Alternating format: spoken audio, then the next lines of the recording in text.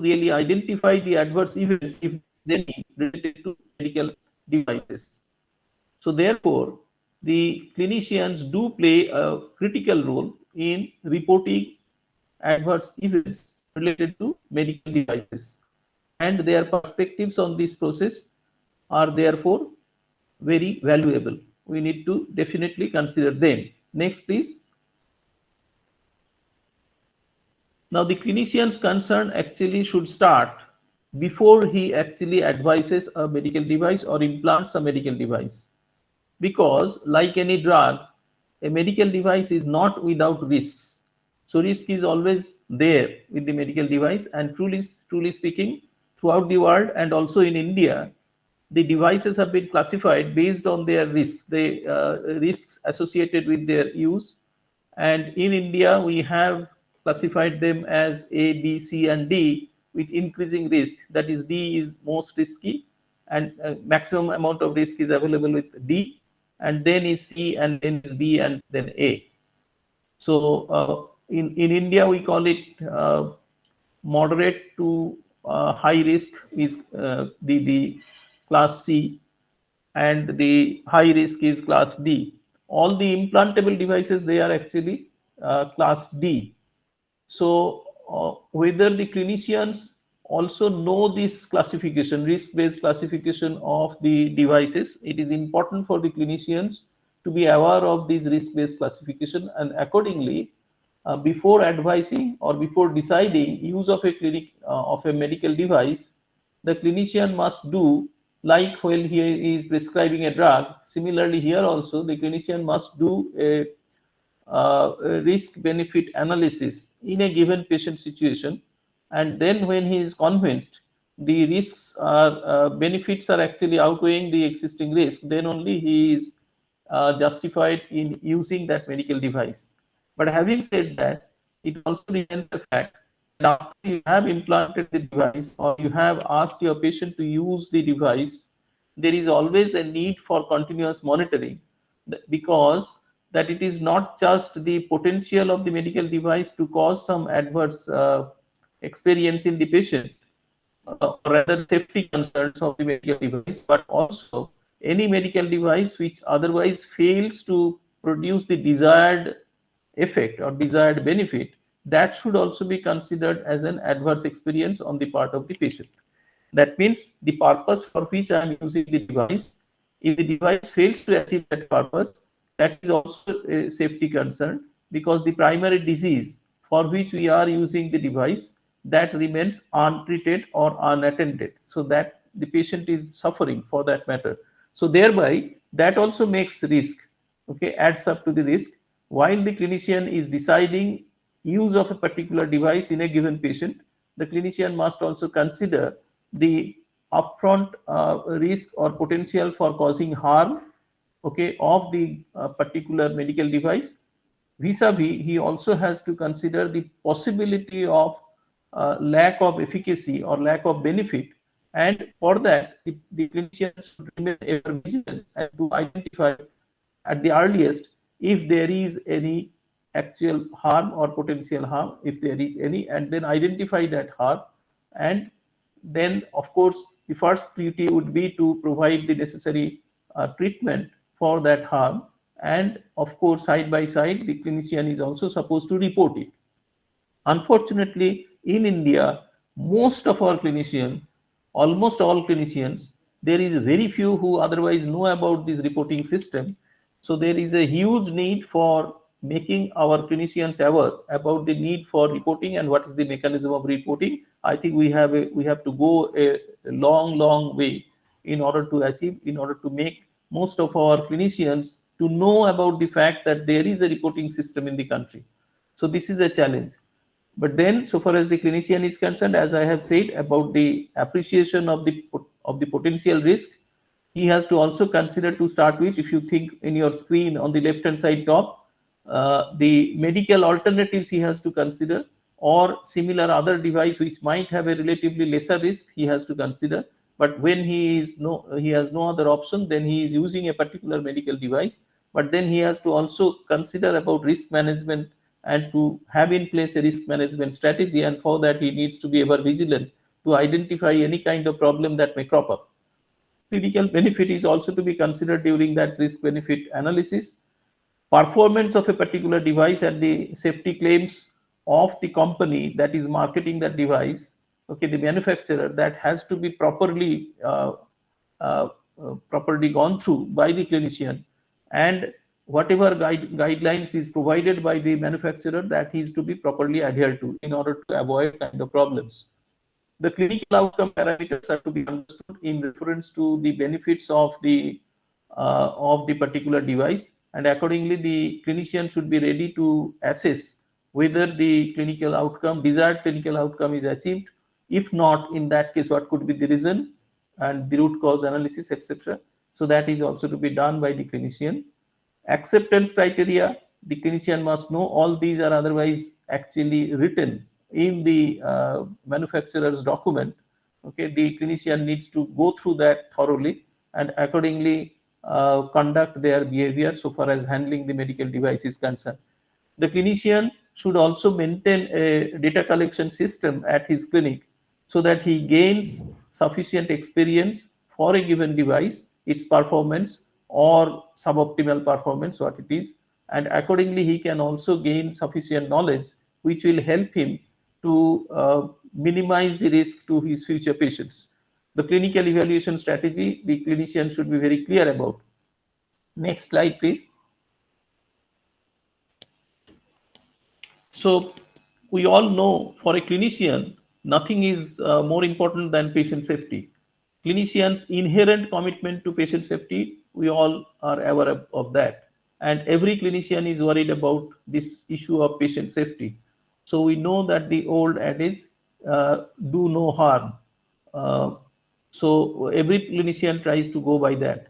A thorough risk benefit assessment before advising or implanting a device is essential for a clinician, and also to consider procedure related risk. One is device related risk, but then there could be also improper or inappropriate procedure that might have been followed in implanting the device that can also cause adverse experience in the patient. That should also be considered. So for implantation or for putting in place a prosthesis, the clinician is to be should have sufficient expertise. Otherwise, that can also create problem. Compliance of manufacturers' guidelines and advice is extremely essential. So the clinician needs to be thorough with that. Continuous monitoring of the device performance is extremely needed. Early identification of device malfunction or adverse events as experienced by the patient, for that continuous monitoring is needed. Appropriate management of the adverse incident and providing necessary, okay, treatment to the patient is essential. And finally, the clinician also has the obligation to report the adverse events. It is important and essential in preventing harm to future patients and in contributing to improvement of device safety and effectiveness. So the clinician responsible for using medical device has lot many professional obligations and ethical obligations. We'll discuss that. Next, please. Next slide. So clinicians truly can identify trends and patterns of device-related risks. One case will definitely he has to handle appropriately, properly, but a clinician who is using medical devices, okay, say for instance pacemakers, he is implanting pacemakers, or a hip prosthesis, he is a orthopedician implanting hip prosthesis.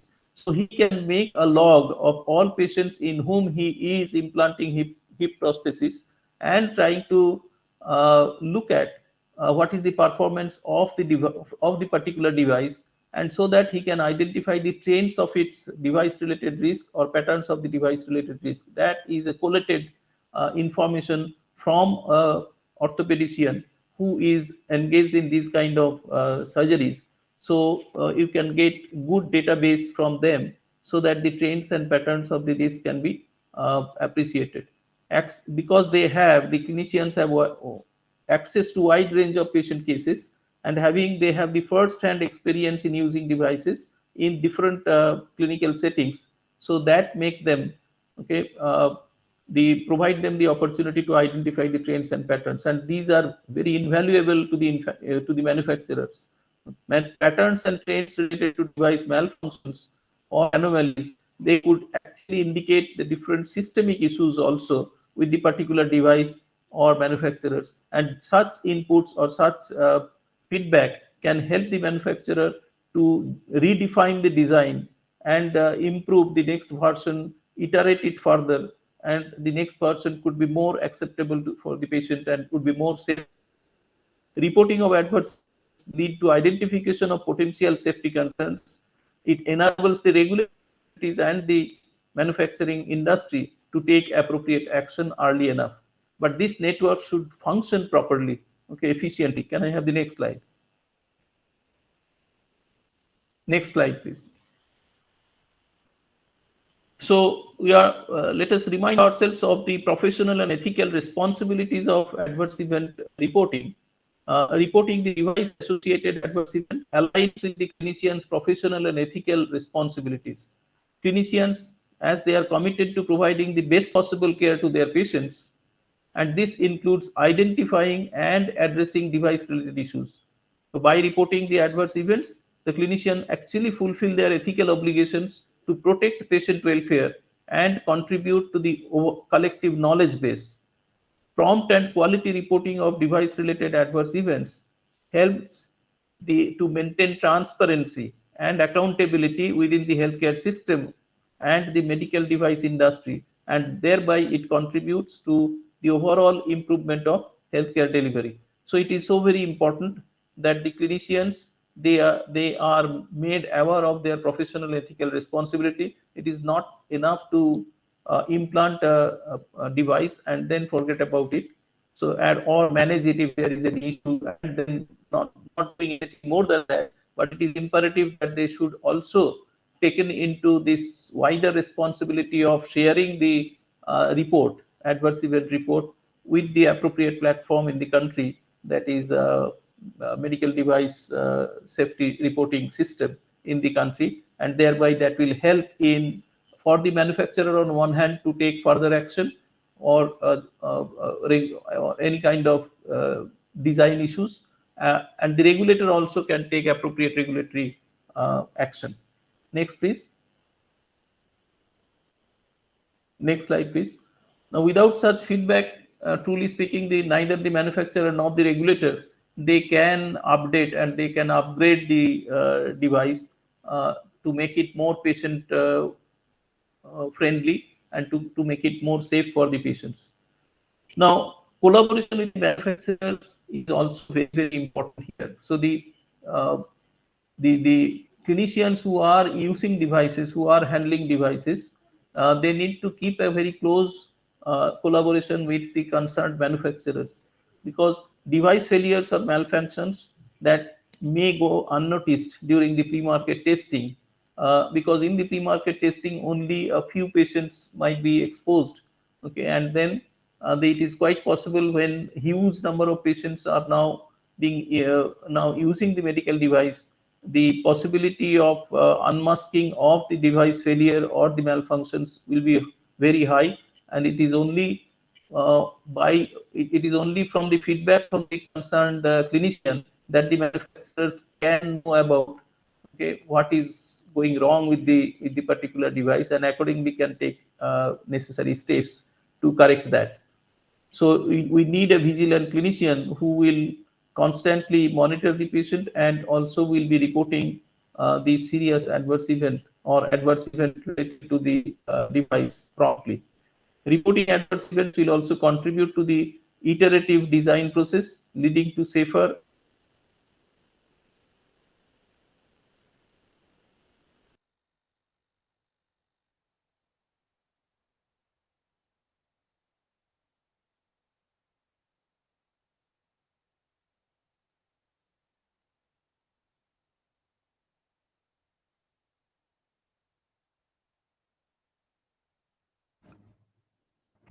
Hello, sir. Hello, hello. sir. Yes, are you connected with us? Yeah, I can hear you, but there was some connection issue. Okay, okay, sir. Okay. Uh, is it this is the slide or okay?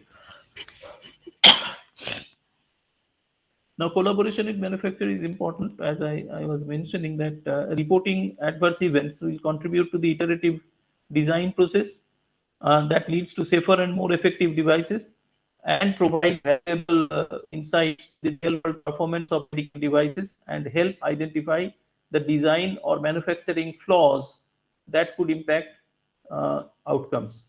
So it is so important to keep a close liaison with the manufacturers also. Can I go to the next slide? The clinician's feedback on the device performance, safety, and usability reports are valuable. Therefore, they are valuable. Why? Because they can address any yet unidentified issues which is not yet known. So newer issues can be unmasked. Second, enhancement of the products, device design improvements, better usability, increased patient satisfaction. Third, quality improvement efforts and development of safer devices. And fourth, innovations addressing limitations of the existing device, which can impact on the R&D at the level of the manufacturer or the industry. And overall, therefore, through this reporting system and collaboration with manufacturers, it can foster a safer and more effective medical device ecosystem.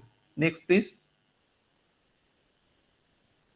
So this reporting by the clinician will also help in ensuring a continuous improvement in the overall healthcare that is aligned with the medical device use.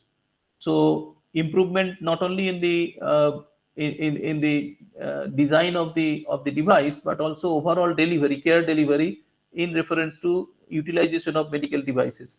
Clinicians recognize that reporting adverse events is a crucial part of the ongoing effort to improve patient care.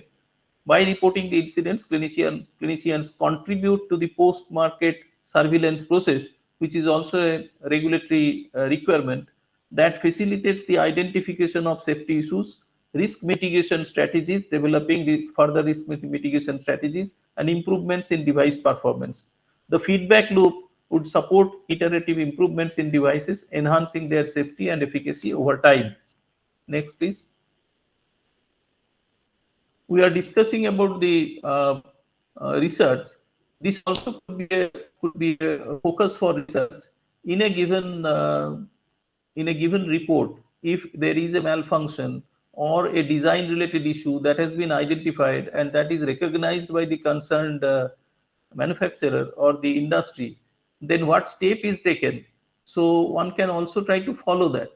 So thereby we can say that yes, this robust reporting system has been able to actually bring about the next version of the device, which is much more patient friendly, or which is much safer, more safe, okay, and thereby producing more acceptable patient outcomes. So this could be also a focus for research if somebody is interested in India over a period of say coming 3 or 4 years. Okay, how the medical device industry, their performance or their ecosystem, how it is changing, how the existing reporting system in the country that is impacting on the ecosystem, and thereby whether we are going to have a better ecosystem in the coming 3 4 years. That could also be a long term kind of research question that we can try to address through our research. Coming to the next slide, this is fostering the culture of shared learning. This is also important, that most of the time, because of the inherent inhibition by the given physician, he will not like to share. Okay, if there is any issue with a particular device that he might have used in a patient, and he will keep it within himself. He will only try to help that particular patient, but that's it. It doesn't share it with others. But it is very important, it is he shares it with his colleagues, with his peers, and he also collate them. Similar kind of incidents if he experiences, then collate them, present it in the conferences and the other medical fraternity, with the medical fraternity, as well as it should also be shared with the regulators, it should also be shared with the manufacturer. Okay, so overall this we need to foster the culture of shared learning, and through this also you learn further. identifying the root causes of device related adverse events that can lead to better training, updated protocols for use of the medical devices, and increased vigilance when using medical devices. So, this sharing attitude will help us in providing better care to our patients. By sharing their experiences and the lessons learned, the clinicians can help their colleagues avoid similar adverse events and enhance patient care. So my colleague should also be extra take extra care not to use the same faulty kind of device, okay, and thereby avoid some kind of harm to his patients. So until unless I share that, it is not going to happen that way. Reporting adverse event also contributes to collective database of knowledge, enabling the researchers, regulatory bodies, and manufacturers to identify the trends, patterns, and potential safety concerns. This is extremely important thereby. And reporting device-related adverse events, therefore, fosters a culture of shared learning among the clinicians and other healthcare professionals. Next slide, please. Yes, the legal and regulatory compliance is extremely important, and the clinician has an obligation to that extent. Uh, Reporting device-related adverse event is a legal and regulatory requirement in many jurisdictions, and in India also we are very fast trying to gear our regulatory system insofar as the use of medical devices in the country. So in the last since 2017, for the first time when this regulation came, we have really achieved quite a bit, but then there is a long way still to travel. Regulatory standards for such reporting need to be established in order to ensure accountability and transparency in the reporting on one hand and to optimize adherence on the other. The clinicians must understand the importance of complying with these regulations and reporting incidents to the appropriate authorities. Compliance with reporting obligations ensures regulatory agencies can monitor device safety and take appropriate regulatory actions and make informed decisions to protect the public health.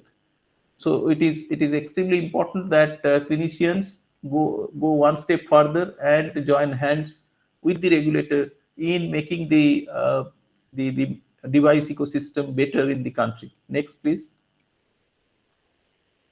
Yes, no doubt there are a lot of challenges in reporting. Insofar as lack of awareness is the most I think important challenge. As I was starting my talk today, I was highlighting the importance of this lack of awareness. Uh, I personally feel 98% or 99% of all the clinicians who are using medical devices, they are still today unaware of the reporting mechanism that prevails in the country. So there is a huge communication gap that needs to be bridged as soon as possible. Lack of awareness about reporting mechanisms. Second, of course, the time constraints. Many of these clinicians, they are otherwise too busy in their routine practice, and they are not enough enthused actually to get into this additional burden of reporting the particular this thing, filling in the form and then sending it, or so many of them, they have some reluctance in even if they are aware, they are reluctant to take a few extra minutes to fill in the form and send it. That also needs to be addressed properly. There is a many of them feel that it is too complex, the reporting system is too complex, okay.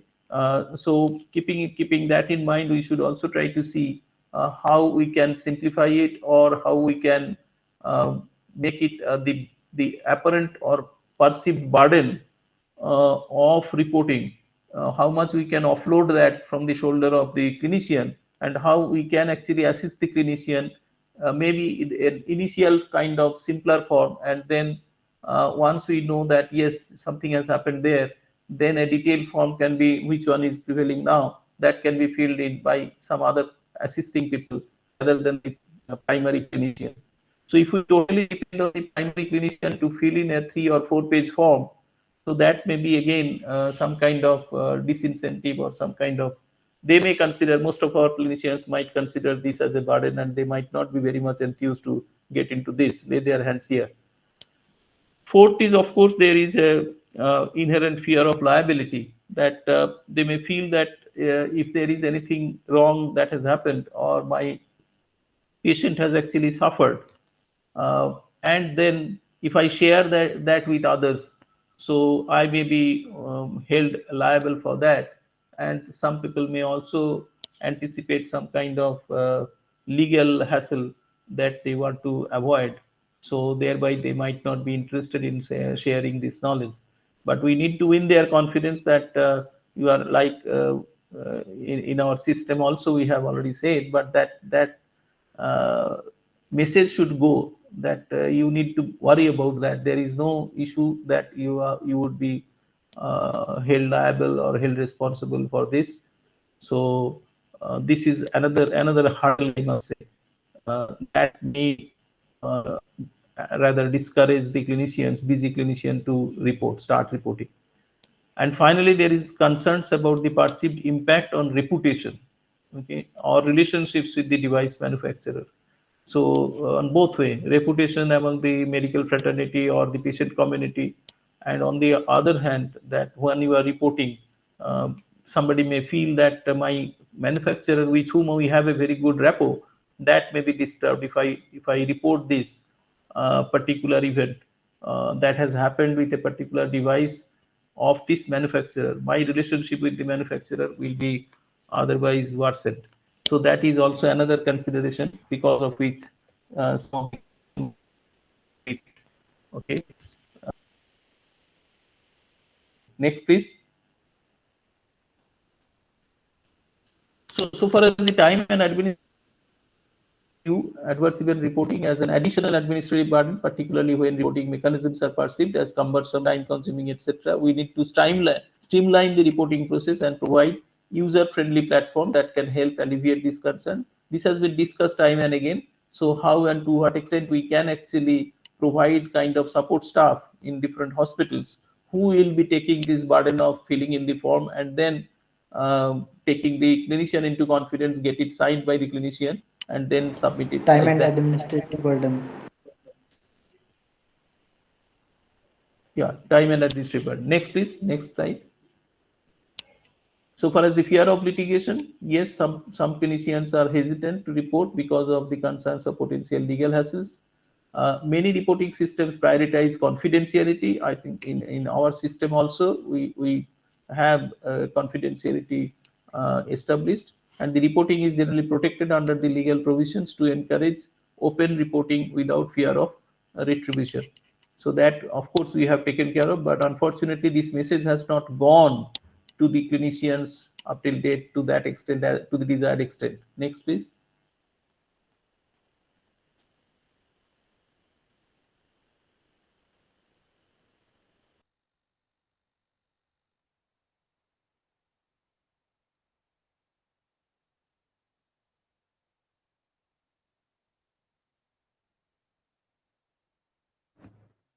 Hello, sir. Hello. Yes. Hello. Yes, sir. Yeah, yeah. Yes, yes. Yeah. Uh, so we need to have concerted efforts from all stakeholders, whether it is government or regulatory bodies, device manufacturers, the hospital authorities, all together join hands to simplify the reporting process on one end and facilitate the process of reporting. Education and training is important. Education and training of clinicians about reporting the device-related adverse events because of lack of awareness as it prevails right now.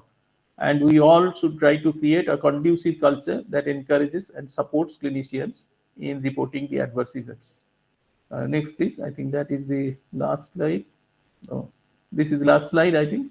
Clinicians' perspectives on medical device-related adverse events reporting emphasize patient safety, professional responsibility, ethical obligations, quality improvement, collaboration with manufacturers, knowledge sharing, and compliance with legal and regulatory requirements, as we have discussed very briefly.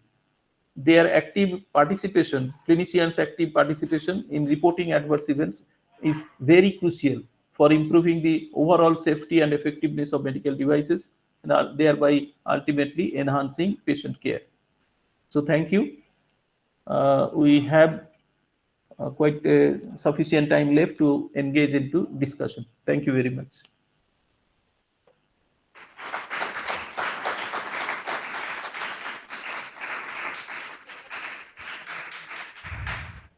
Thank you, sir. We are immensely grateful for the knowledge and wisdom you shared to us. Our next scientific session is on scope and opportunities of healthcare professionals in medical device related adverse event reporting management pharmacist perspective. The lecture will be delivered by Mr. Gaurav Kumar, Deputy Manager. Uh, any questions are welcome. Now, if Now the there are any session questions, is open for question and answers. Online audience, you can type your queries on the messages on the screen. We can see the screen, and Dr. Shantana sir also can see the screen. And the offline audience who are present here, you can ask the question. Mics will be passed along. uh, yeah, it's visible in the screen, but I cannot read. It's very small font. If you can please help me in reading out the question, Yes, sir. I would Yes, try sir. to We'll do that. establish. We'll do that. Yes, sir.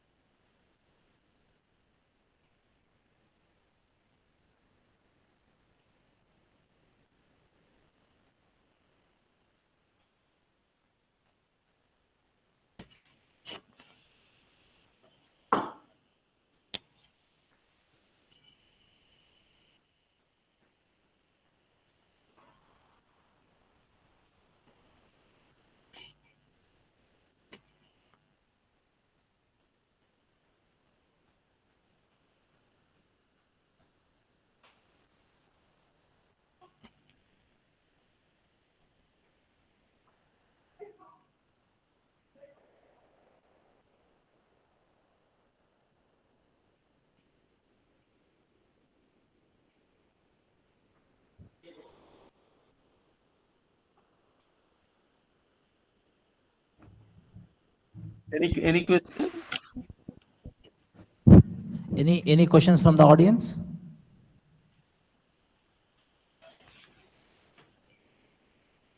Thank you, sir. Thank you very much. I think we can move on. If there are no questions, there are two possibilities. That everybody, we all have understood everything, and second is we have not understood anything. And Are there so, any penalties for device failure in India? Are there any provision for penalties for device failure in India? uh, I don't think there is any penalty as such, but then the first thing the regulatory this thing is its use is to be restricted or is to be uh, avoided. It has to be stopped. Regulatory action is to be taken. So far as this batch is concerned, this thing is some fault has been identified. So it has to be withdrawn. It is to be recalled from the market, and the manufacturer is accordingly informed about that. So far as the penalty is concerned, instead of penalty, we call it compensation. If somebody who has suffered an injury, if he asks for compensation, then he is entitled to compensation if it is because of this. And in the West, there has been many instances where the manufacturer or the industry has to cough up huge compensation for the implantation of faulty and devices and device malfunctions. So there is compensation entitlement for the patients who suffer the injury. That's it. Thank you. Thank you. Thank you.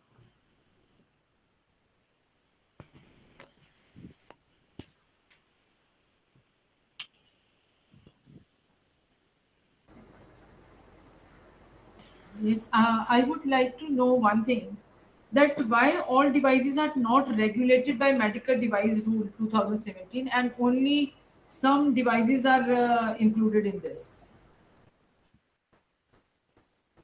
No, some device means there is the range of the devices as by the definition, it is very, very wide. There are some devices which do not really have much of the risk involved. Okay. So they have been kept outside. They have been also identified, but they are not under very stringent kind of regulatory review or regulatory thing, regulatory registration. So only those devices which has a relatively more risk potential, they are to be registered with the regulator. And for them, there is a constant, there is a need for post-marketing surveillance, and there is a need for constant monitoring of their functioning. and and about adverse event reporting, device related adverse event reporting.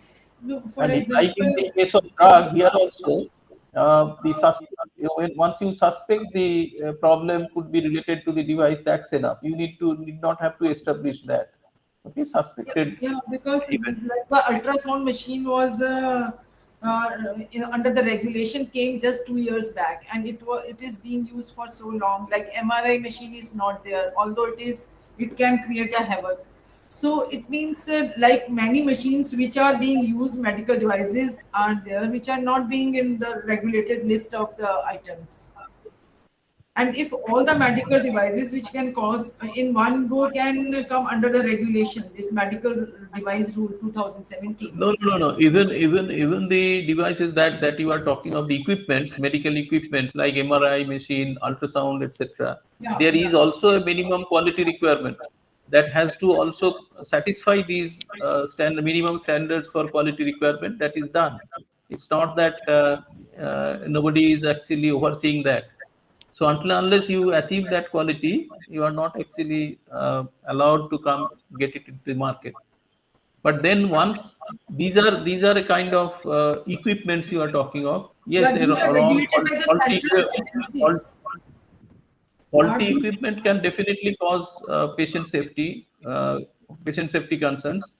But the in the initial right now, what we are focusing on, those devices which are implanted in the human body, so how they can cause problems if it is faulty, then malfunctions, how it can cause problem, and how we can safeguard our patients against those problems. That is the coming under the registration process, as well as the necessity for adverse event reporting related to the devices. That's currently happening. Yeah. Yeah, Because we are Doctor. one of the NTMC, and we are reporting about the cannulas and the PFT machines and all which we are being using. So we are reporting about that. So I don't know whether they are registered or not, but we are sent, and actually we are not doing the causality assessment also at this stage. And I was actually not very sure, are we supposed to do the causality assessment of these medical device ADEs? So Yes, I think yes. the If MDMCs. you if you follow the form, so Yeah. there is a provision for causality analysis. All the root Because cause analysis is sometimes there. we are not able to because it is most of the time possible relationship, suspected relationship, because we are not aware of many things, because we are not in touch with the manufacturer also. Like in the form there is one column in which you have to write the manufacturer, how many equipment or the instruments have been sold, and how much ADRs they have got in last 3 years at international level, at national level. So all these are sometimes not able to fill those things. So is there any provision that these things can also be completed in those forms So why not? You have to do a little more with diligence. the manufacturers? It's not that it's Because yeah, the it's not that these information are not absolutely impossible to make it available. The question is you have to do a due diligence. You have to try to get reach out to the manufacturer. Okay, many of the information you can get from the hospital records itself. Okay, so the form has been very nicely designed. The question is how much time you can give and how much effort you provide in filling in the form properly, appropriately. So for that also we need separate training session, how to fill in the form. Okay, but of course there are challenges. It's not easy, easier said than done. There are challenges, but we need to overcome those challenges.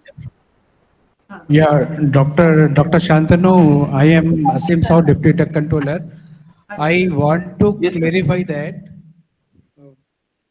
at present it is not कि only certain devices are regulated. Mostly all the devices are under regulations. And what we are talking about the causality assessment, the manufacturer is doing the causality assessment as and when the adverse event is observed on the particular devices which is manufactured by the manufacturers.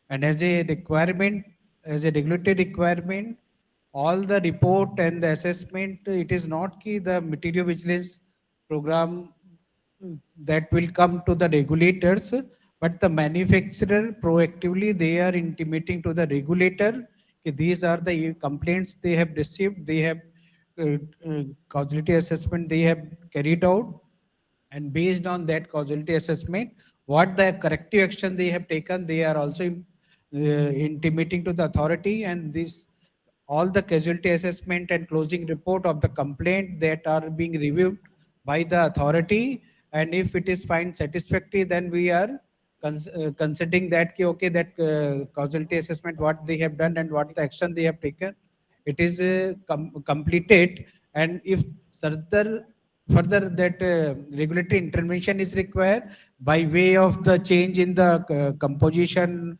design or the some additional instruction in the IFU of the devices or the package inserts of the products, all those actions that regulators are informing or intimating to the manufacturers. So it is not ki the through the material vigilance program, whatever the reporting is being received, that that is causality assessment is not doing by the manufacturers.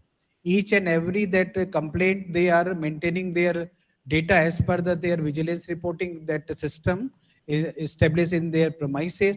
And at the time of the renewal or the grant of the licenses, all those information the regulator are asking to submit if there is a serious adverse event, what final action, whether any that compensation are being provided to the patient, all those things that only take care by the authority as and when it is brought to the notice of the authority. So that is the regulatory that action what the authority is taking in India, and it is not key for all the product they are not coming through the material vigilance program, but directly each and every application in the license, one of the condition key in case of any adverse events or the serious adverse event, that same has to be intimated to the authority to comply the condition of the license. So this clarification I want to share. And the morning session, if you are not there, the question raised from the participants. So morning presentation, it will be shared to you. So have the detailed regulatory requirement of the medical devices. What are the devices regulated? What is the current status of the regulations? It is already clarified in the morning sessions. So if you have any further questions, I would like to clarify that.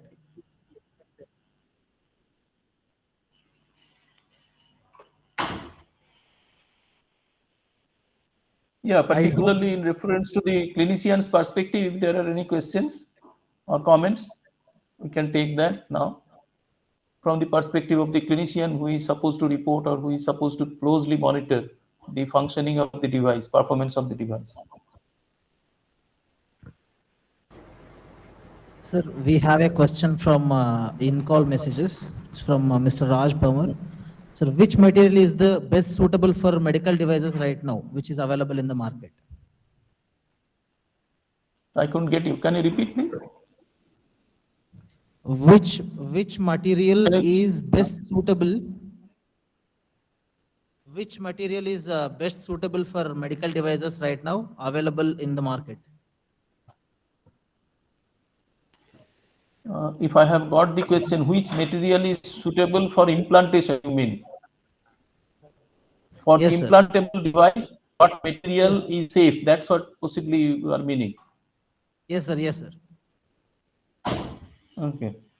So there is it's not the question of specifying that these are the materials, but the material that they doesn't long term time when people used to use gold for this thing, the artificial tooth, etc., or some kind of other mercury, etc., they used to use. So these are no longer really acceptable. Okay. These days, most of the time, the different kind of alloy they are used, but then their safety in human beings, that is all duly established, then only it is acceptable. They have to also give those certification if they have otherwise do not have much safety concern, particularly when they are placed in the human body for a long period of time. Particularly when you think of the different prostheses, different kind of pacemakers, different kind of heart valves, etc. So safety, long-term safety is an important issue, no doubt. Okay. There is no, as such, no specific list that these are the safe metals or safe kind of materials. And single metals are hardly used these days. Most of the time they are different kinds of alloys because of there are other considerations about strength, durability, etc. All these comes. Thank you. Thank you, sir. We are immensely gratified for this knowledgeable session by you. I would like to request Dr. Samir Dhingra, sir, to extend a vote of thanks to Dr. Santanu Tripathi for this session. So good afternoon, Dr. Shantanu Tripathi. Thank you so much for sparing your, invaluable time for, giving insight view on scope and opportunity for the healthcare professionals in medical devices related to the adverse events, and that too with clinical perspective. Thank you so much, sir, for sparing your invaluable time. So on behalf of organizing team, both NIPER Hajipur as well as IPC, we are really grateful to you. And we wish we could have seen you physically here, sir, in our campus. Thank you very much. Thank you very much. I'll try to. But anyhow, thank you. As soon as I get to. And we wish to see you here, sir, in our campus at NIPER Hajipur, maybe next time. Thank you. Thank you, sir. Thank you. Thank you. Yeah.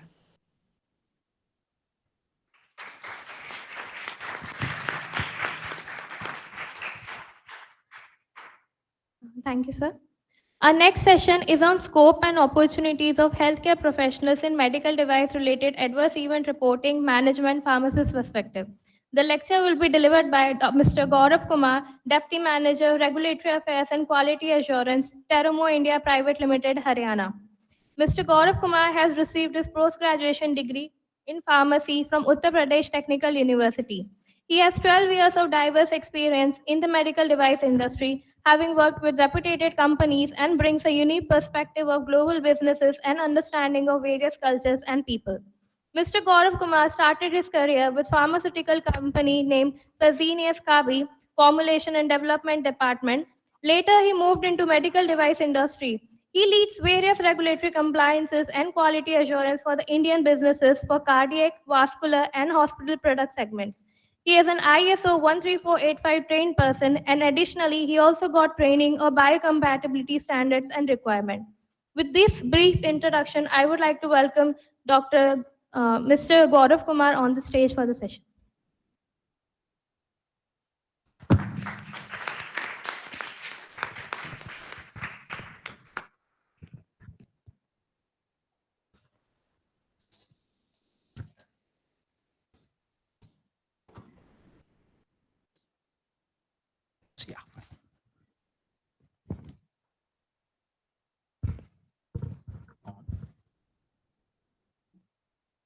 Hello everyone. Dear NIPER team, MVPI team, CDSCO team, AIMS team, my industry colleagues and students and online participants. Good afternoon, and thank you for giving me this opportunity here to give an overview of scope and opportunities of healthcare professionals in medical device event reporting management from the pharmacist perspective in India. Here are key points which I am going to convey through my presentations. So one by one, we will get these points. First is medical device definition. Second is importance of medical device adverse event reporting, role of pharmacist in medical device, scope and opportunities for pharmacists in India, what are the key challenges right now, future prospects, and where to report, who can report, or reporting agency. So we can move to the first point, that is medical device. So what is medical device? So all devices, including an instrument, apparatus, appliance, implant, material, whether used alone or in combination, including a software or an accessory, intended by its manufacturer to be used specifically for human beings or animal, which does not achieve the primary intended actions in on human body or animals.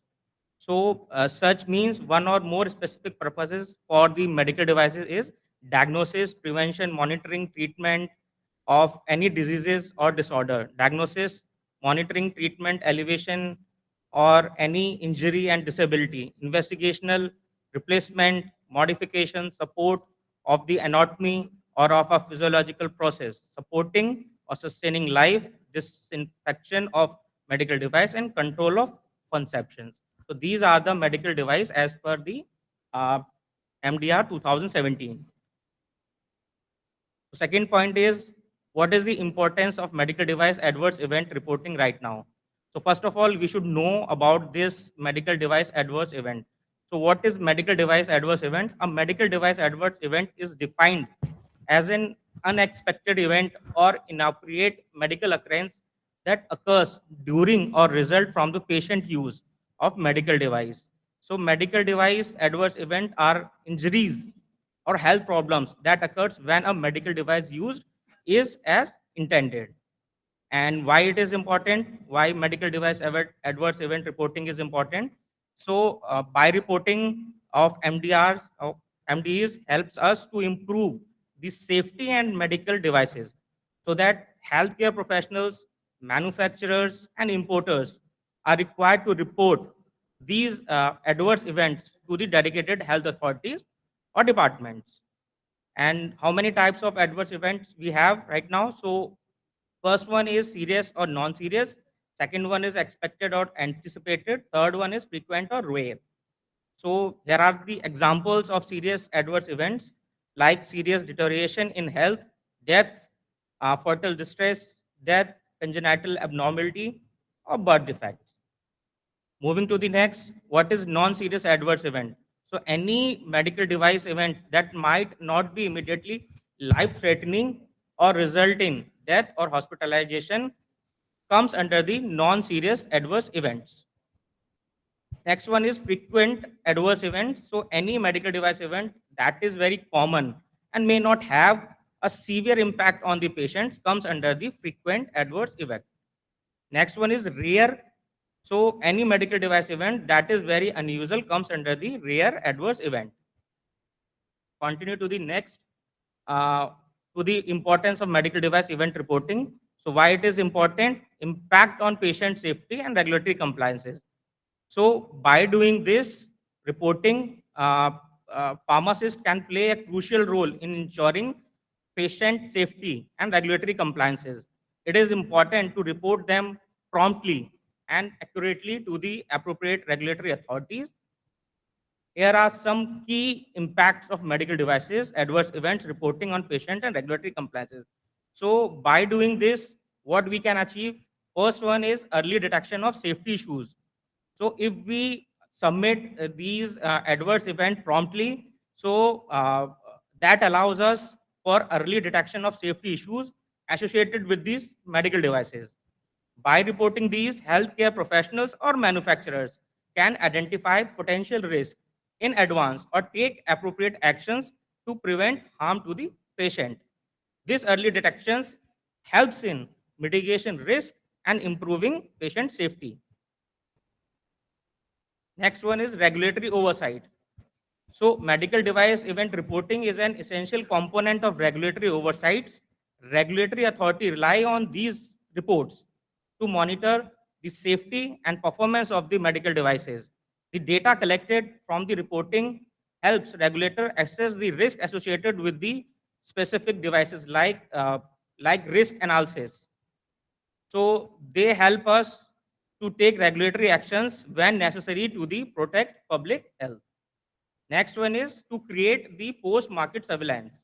So medical device event reporting contributes to post-market surveillance, which involves monitoring devices after they are approved or cleared to use by the health authority. Next one is device recall and safety alerts. So medical device reporting can trigger device recalls and safety alerts when significant safety issues are identified through a reporting channel through regulatory authorities. Then regulatory authorities can take action to remove or correct the device from the market. Next one is quality improvement. So by doing this, medical device event reporting promotes quality improvement in the healthcare industry. By analyzing these reported events, manufacturer can identify design flaws, manufacturing issues, or users error that may lead to adverse events. These feedbacks loops help manufacturers or importer improve the safety and effectiveness of their devices through product modification, validations, labeling updates, and enhanced instruction for use accordingly. Next one is knowledge sharing and learning. So by doing this, encourage knowledge sharing and learning within the healthcare community. By reporting healthcare, these events, healthcare professionals share their experience or insights, allowing others to learn from their mistakes or success. So in summary, medical device event reporting has a significant impact on patient safety and regulatory compliances. It helps detect safety issues early, ensure regulatory oversights, contributes to the post-market surveillance, trigger recalls, safety alerts, promotes overall the quality improvement, and facilitates the knowledge sharing with the healthcare community. By actively participating in medical device event reporting, healthcare professionals and manufacturers can play a critical role in safeguarding patient well-being and maintaining regulatory compliances. So next point is role of pharmacist in medical device event reporting. So pharmacists, all we know that pharmacists are often the first healthcare professionals to see patients who have experienced a medical device adverse events. So it helps us to the identifications. The first one is pharmacists are trained to identify and report adverse events. Second one is pharmacists can also educate patients and other healthcare professionals about related adverse event who he has faced. Pharmacists are trained individual play a critical role in the safety and efficacy of medical device. From prescription to dietary supplements, pharmacists are involved in the entire process to ensure that patients receive products that are safe and appropriate for their use. Next one is pharmacovigilance and metrovigilance. So metrovigilance refers to the medical device as well as in vitro diagnostics, whereas pharmacovigilance refers to only medicines or drugs. So pharmacists can actively participate in quality assurance program, and these pharmacovigilance and metrovigilance program initiatives that encompass medical devices. Pharmacists can also collaborate with the manufacturers to establish a robust post-market surveillance system for that particular medical device. So next one is collaborative role with healthcare professionals. So pharmacists can also collaborate with healthcare professionals, including physicians, nurses, um, and paramedical staffs and medical devices manufacturers, so that he can gather comprehensive informations about these adverse events, so that they can communicate with relevant stakeholders to ensure that the accurate reporting and facilitate the exchange of necessary details related to the event. Next one is ensuring accurate documentation and reporting to regulatory authorities. So pharmacists can report adverse event to the appropriate regulatory authority through the channel. They can utilize the prescribed reporting form or follow the specified reporting channel as mandated by the regulatory authority. Next one is what is the role of pharmacist? So patient counseling and education. The pharmacist also can play a critical role in the patient counseling and educations regarding the safe and appropriate use of medical devices. They can provide information about potential risk, adverse event, supporting procedures and steps to mitigate the device-related complications. By promoting patient awareness, pharmacists can also encourage patients to report any adverse event they experienced. Next is scope and opportunities for pharmacists in India. So pharmacists in India have a wide scope of practice and various opportunities to contribute to the healthcare systems. There are few key areas where pharmacists can make a significant impact. The first one is in the hospital and clinical pharmacy. So pharmacists are integral member of the healthcare team in hospitals and clinical settings. So they can collaborate with physicians, nurse, and other healthcare professionals to ensure the safe and effective medication use. Pharmacists can also verify prescriptions, perform medicines reconciliation, and provide drug informations. Next one is in the pharmaceutical industry. The pharmacists are also can work in the pharmaceutical industries in various roles like drug development, regulatory affairs, quality control department, production department, marketing, and sales. By doing this, they can contribute to research and development and ensure the compliances with regulatory standards and provide expertise in pharmaceutical and medical products and their processes. So next is scope in the academic and research institution.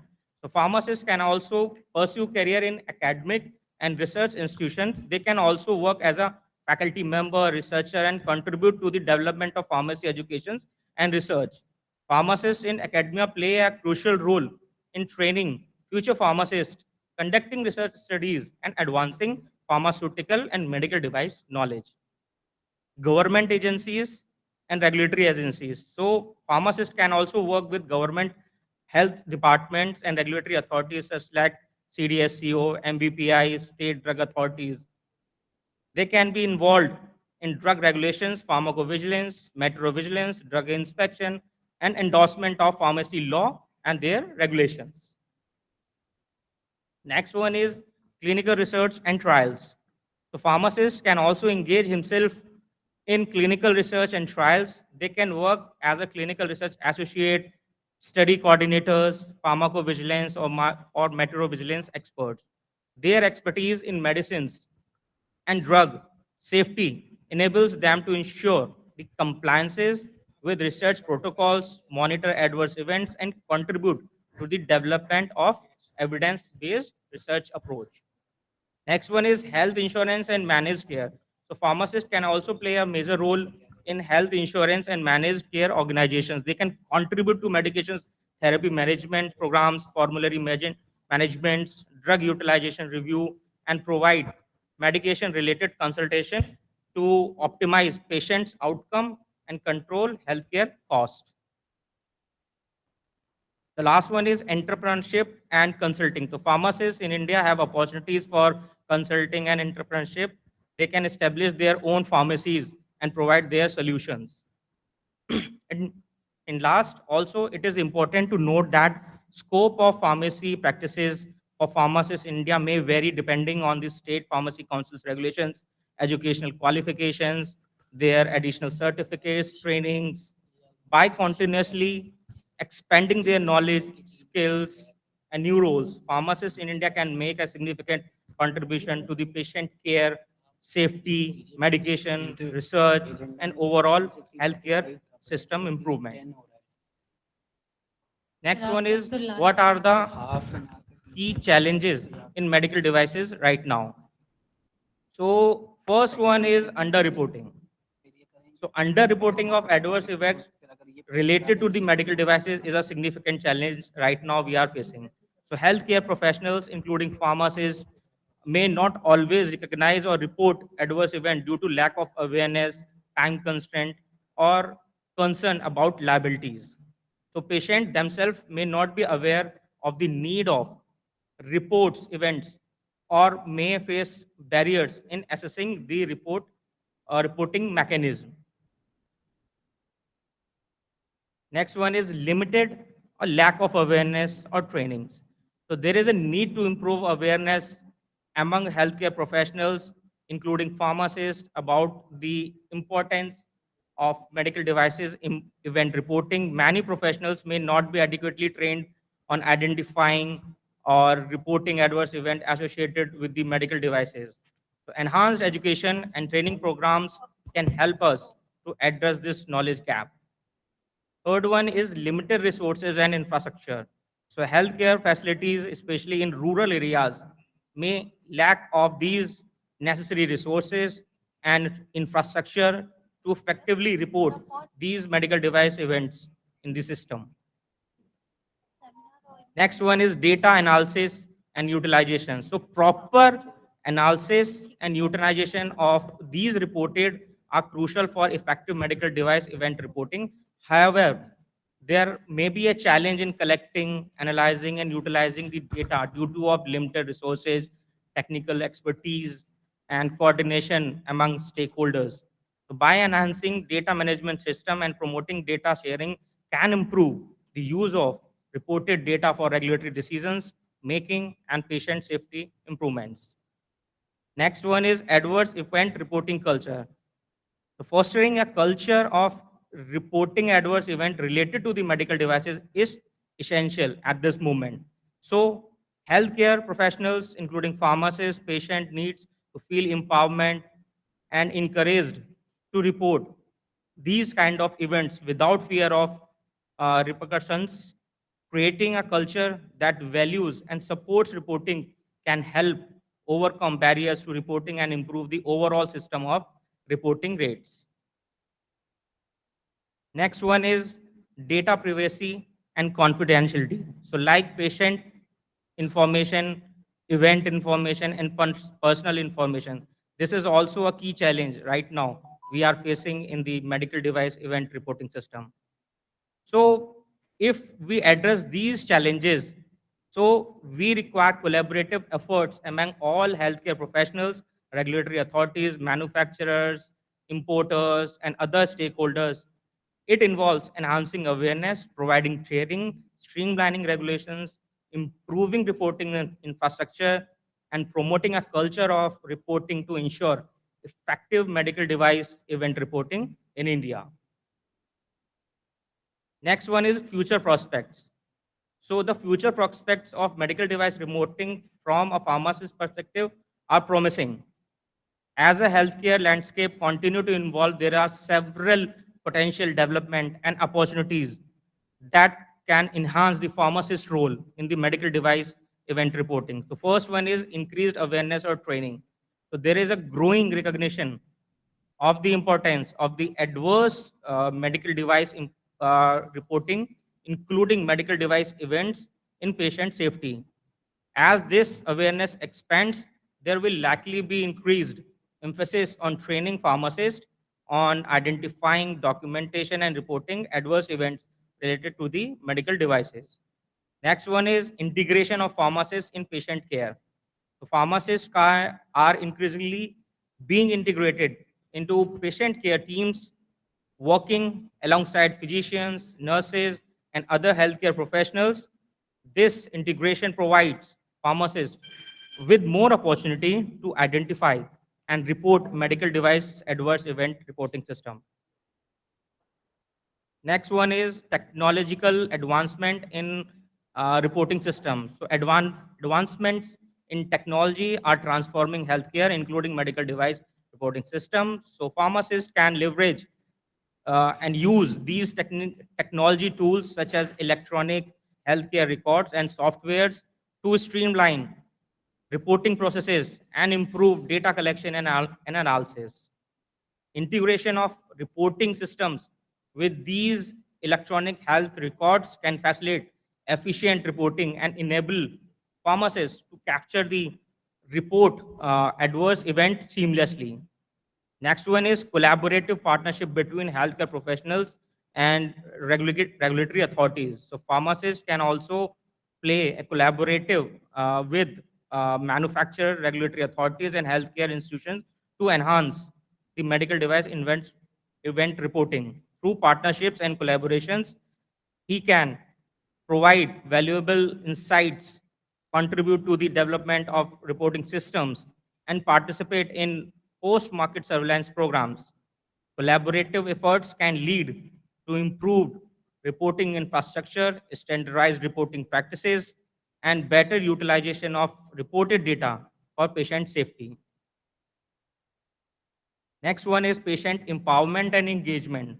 So engaging patients in medical device event reporting is crucial.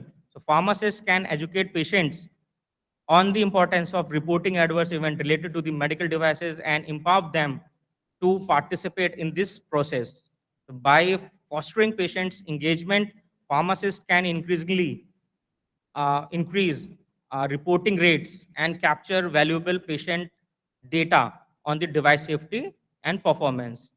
Next one is research and evidence generation. So pharmacists, they can participate in the research collaboration with researcher and publish studies based on or on the device related like adverse events. So these contributions can advance knowledge in the field and inform regulatory decision makings. The next one is where to report, who can report, or reporting agency. So anybody can fill the duly filled medical device adverse event form, and this can be sent to the CDSCO and and to the IPC department, or email them, or there is a helpline number also, free toll free number for these reporting adverse events. So who can report? So any patient, healthcare professionals, manufacturers, consumers, importers who find a problem related to the medical devices are encouraged to report medical devices adverse event or product problem to the health authority. Reporting timelines. So these guidelines are already published by the CDSCO and IPC. So according to the current guidelines, there are two types of events. One is serious adverse events, and second one is non-serious adverse events. So for serious adverse events, there is a timeline within a 15 calendar days of becoming awareness of the event. Next one is non-serious adverse events. So within 30 days, 30 calendar days of becoming aware, you should, anybody can submit these events to the CDSCO and IPC, Metrovigilance team. And it is also important to note that these timelines may be subjected to updates and revisions by the regulatory authorities by time. So it is advisable to refer the official guidelines and the IPC portal for most up-to-date information and reporting timelines and requirements for medical device adverse event in India. So this is the form which anybody can fill and submit to the CDSCO and Metro Vigilance Department. So these are few informations. This is readily available and uploaded on the IPC website, Metro Vigilance.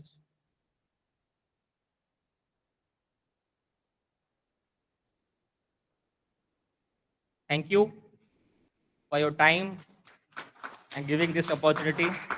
So if you have any questions, please.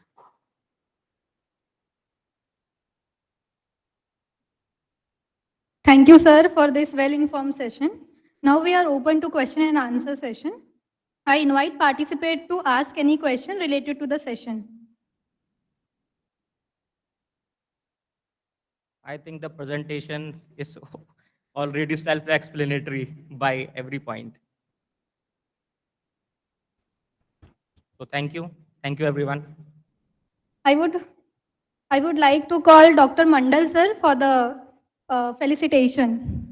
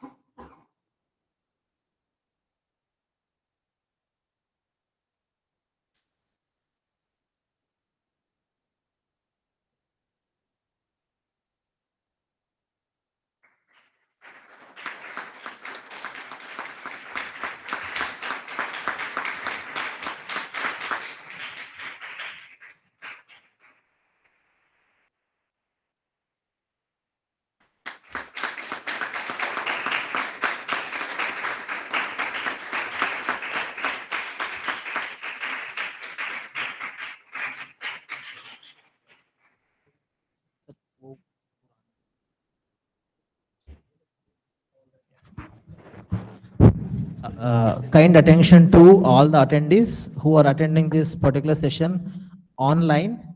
If you do have any questions, you can raise your hand. We'll either unmute you from our end, or you can unmute your own mic and ask a question. And second option is you can go into in-call messages and you can type your queries. We'll read it out for the speakers, and the speakers will eventually answer your questions accordingly.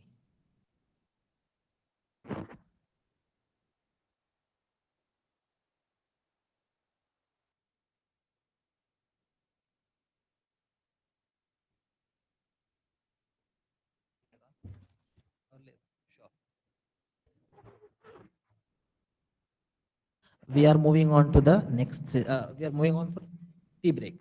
Okay. It's time for a brief tea break. Please take a moment to relax and recharge yourself. We will resume our session after 10 minutes.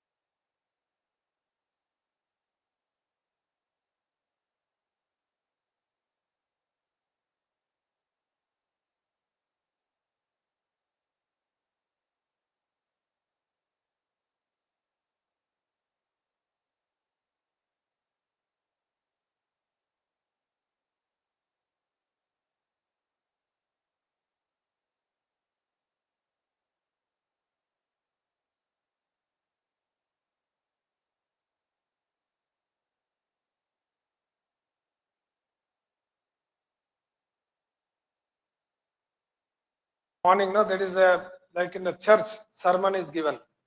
So somebody is speaking, you are listening. And at the end, some questions. So I would like to be, try to be in the other side, try to push you, try to ask you, try to reach you. So kindly be, be energetic to be participative. If you don't understand, no, not that's also okay. I will try to give a real time examples. Having worked for a long time in the pharma and medical device industry. So I've been given a topic as a better biomedical engineers perspective, means the guys who go repair, maintain, install, repair, maintain, and ensure the medical device available for the user till the end of the life. So what they can do, because you heard same topic by the healthcare providers, pharmacists. Now I'm on the other side. Let me take you through in a different perspective, because you may get bored. Since morning you have been using the same terminology in several times. So physicians obviously are the nearest people who sees what's happening. So if they don't tell, it's lost. So as a medical device manufacturer, have a good collaboration. But as a biomedical engineer, you can see the pulse. How, I will tell you a simple example. A bedside patient monitor is there. You must have seen in some relative is admitted. Signals are showing, and doctor comes, nurses comes and watches. The biomedical engineer comes as per once in a month or once in 15 days, and then he knows whether it's happening properly. The battery backup is there for 2 hours, so on and so forth. If there's any issue, he will report it to the company and get it. So if there is no power backup, battery should be there. Otherwise, the patient's vital parameters might not have been recorded, etc. I'll give you a simple example. You are wearing the Apple medical watch, as most of you are, some of you are, must have been wearing, and some of you are aspiring to buy. So अगर समझ लीजिए उसमें battery कम हो गया और battery खत्म हो गया, and then your vitals are not recorded, you will be panicking. Some people know sugar कम है, ये है, BP ये है. Some people doesn't have the sleep because examination रात भर पढ़ रहा है. So your equipment working, not working, the closest person is biomedical engineer or the doctors. They have to be available for capturing the data. And errors are obviously happens. You may be wondering, no, medical device, how can it be going wrong? These are all electronic devices, unlike pharmaceutical products. Though it is calibrated, it can go wrong. I'll give a live example. If you buy television from our neighboring country like China, no, I don't want to tell the brand name. The life is only 3 years. The product is very cheap. If you buy same thing from Japan, our friend is working from Japan, the life is 12 to 15 years. Televisions, you can just forget it, because the calibrated and tested and motherboard is so strong, even the power surge, nothing will happen. So the possibility of issue is there. 5 criteria is, again, all the people are, it's 5 stakeholders. One is the patient himself, and the user error, and infrastructure error, device details, reaction, and reported times. User error, I'll tell you the small example. Common example. Let us park the medical device because you get bored. Mixer grinder. Most of you have a mixer grinder or something. South Indians, we have. Without mixer grinder, we cannot survive. Chutney, dosa, बनाते रहते हैं. अगर समझ लीजिए किसी ने ढक्कन नहीं डाला, मोबाइल पे हम रहते हैं, बात करते करते हाथ डाल दिया. It happened. When I was in Philips, somebody has complained, adverse event reporting. Sir, आपका equipments are very dangerous. My grandmother has put the hand. She was calling on the phone. So she is complaining. It is an user error. It's not the machine. So user error inappropriately. Another one I'll tell you, BP monitors. I don't know whether you have done a BP monitor. Simple thing, you want to make someone happy. Tell boss, check the BP here on the right hand side. आपको 10 कम आएगा, because it's away from the heart. If you want someone terrifying, boss कल आप examination नहीं दे सकते हो, आपका BP बढ़ गया. So you check here, उसका ज़्यादा आएगा, he will not give the exam tomorrow. So what I'm telling, user error is a very big problem in the industry. So there are adverse events, again, mild, moderate, severe, and life-threatening, etc. The death, obviously, it has to be reported.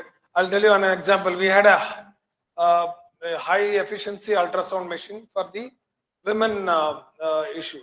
No, uterus is when there is a bleeding of 45 plus woman, then a uterus gets removed. So we had an equipment in Philips which goes and directly burns the skin and without being operated.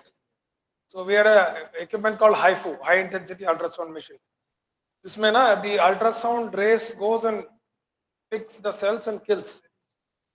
So unfortunately, we launched in a very big way in 2015. The women who are the patients who have been told, they have been given a small like this gun. You have to press it. If you get heat more, its skin is burning. So they unfortunately all the women they forgot. They were thinking Doctor Saab kuch kar rahe hai, I'm there. So the skin burnt. 3 women, their entire abdominal, the skin got burnt. So they have to be hospitalized. So it is patient error. Means patient could not tell the doctor it's burning because every skin is different. So I'm telling that is also a problem.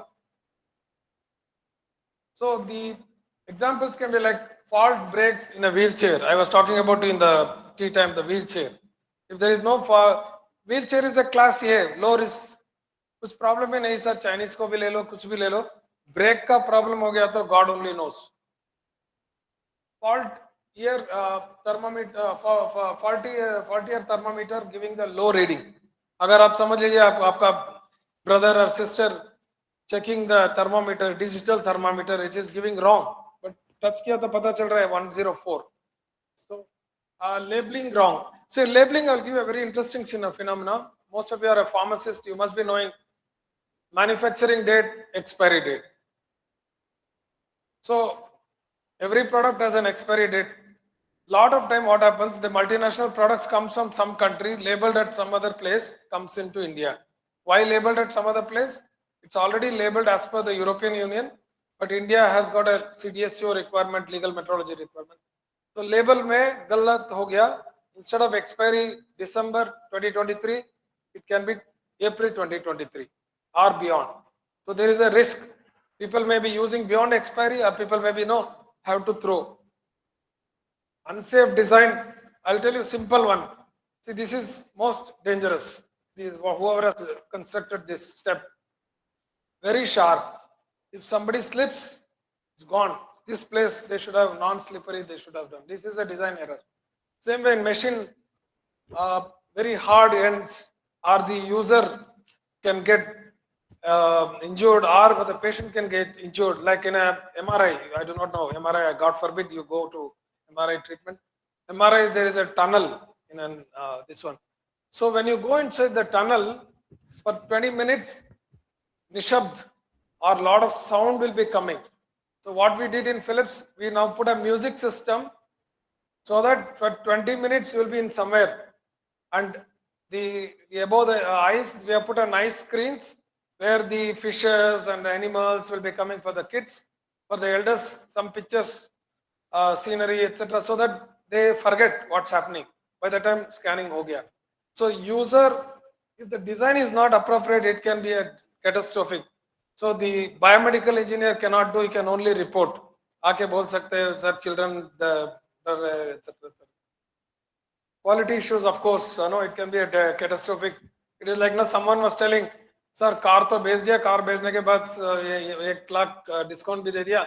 So there is a problem in the brake shoes. आप चला तो सकते हैं, कुछ problem हो गया तो phone कर लेना. ऐसा नहीं हो सकता है ना, ब्रेक शूज में प्रॉब्लम हो गया तो खत्म है. So quality is not compromisable and to be reported. Again, hospitalized, somebody by use of medical device has to got injured, somebody is disabled, somebody's congenital anomaly has detected and it is aggravated. The kid born 4 months, 5 months, it has to be kept in the exposure to the sun. There is an artificial chamber, you must have heard. The early born kids are kept for the, so if it is over or under, it will be a problem. Life threatening, I will tell you an example. During COVID, a lot of people had a lung issues. So they have used a CPAP, BiPAP. So CPAP BiPAP अब battery में problem हो गया, then the battery claims a 6 hours. Suppose you're using the battery and going somewhere, वो nose में लगा हुआ है, flight में जा रहा है, and battery conked off. The patient will get killed. So the death or any serious. So these are all the common problems which can be catastrophic. If it will be known when a person loses, he will see the pain. So the biomedical engineer, if he sees any of this, has to report to the CDSU or the Materiovigilance, which is not happening. That is the problem. So you can see 28% of the time, first problem, physician discovered while observing the product after after placing.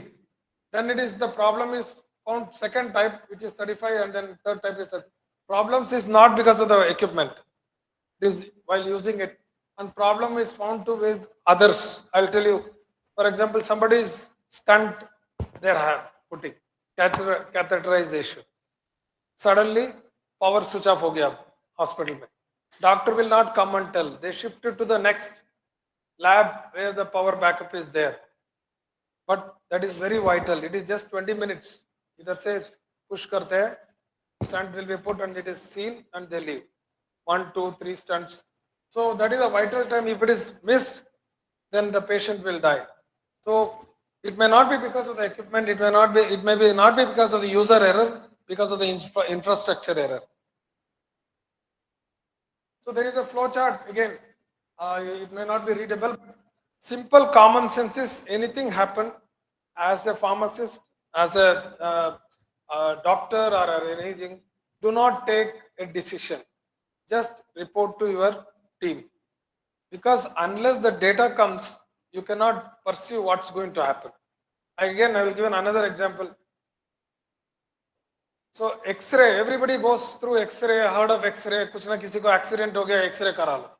Common man also takes X-ray. There is a limit how many times you can go through X-ray because over radiation can also carcinogenic. आपको भी पता है becoming a pharmacologist student.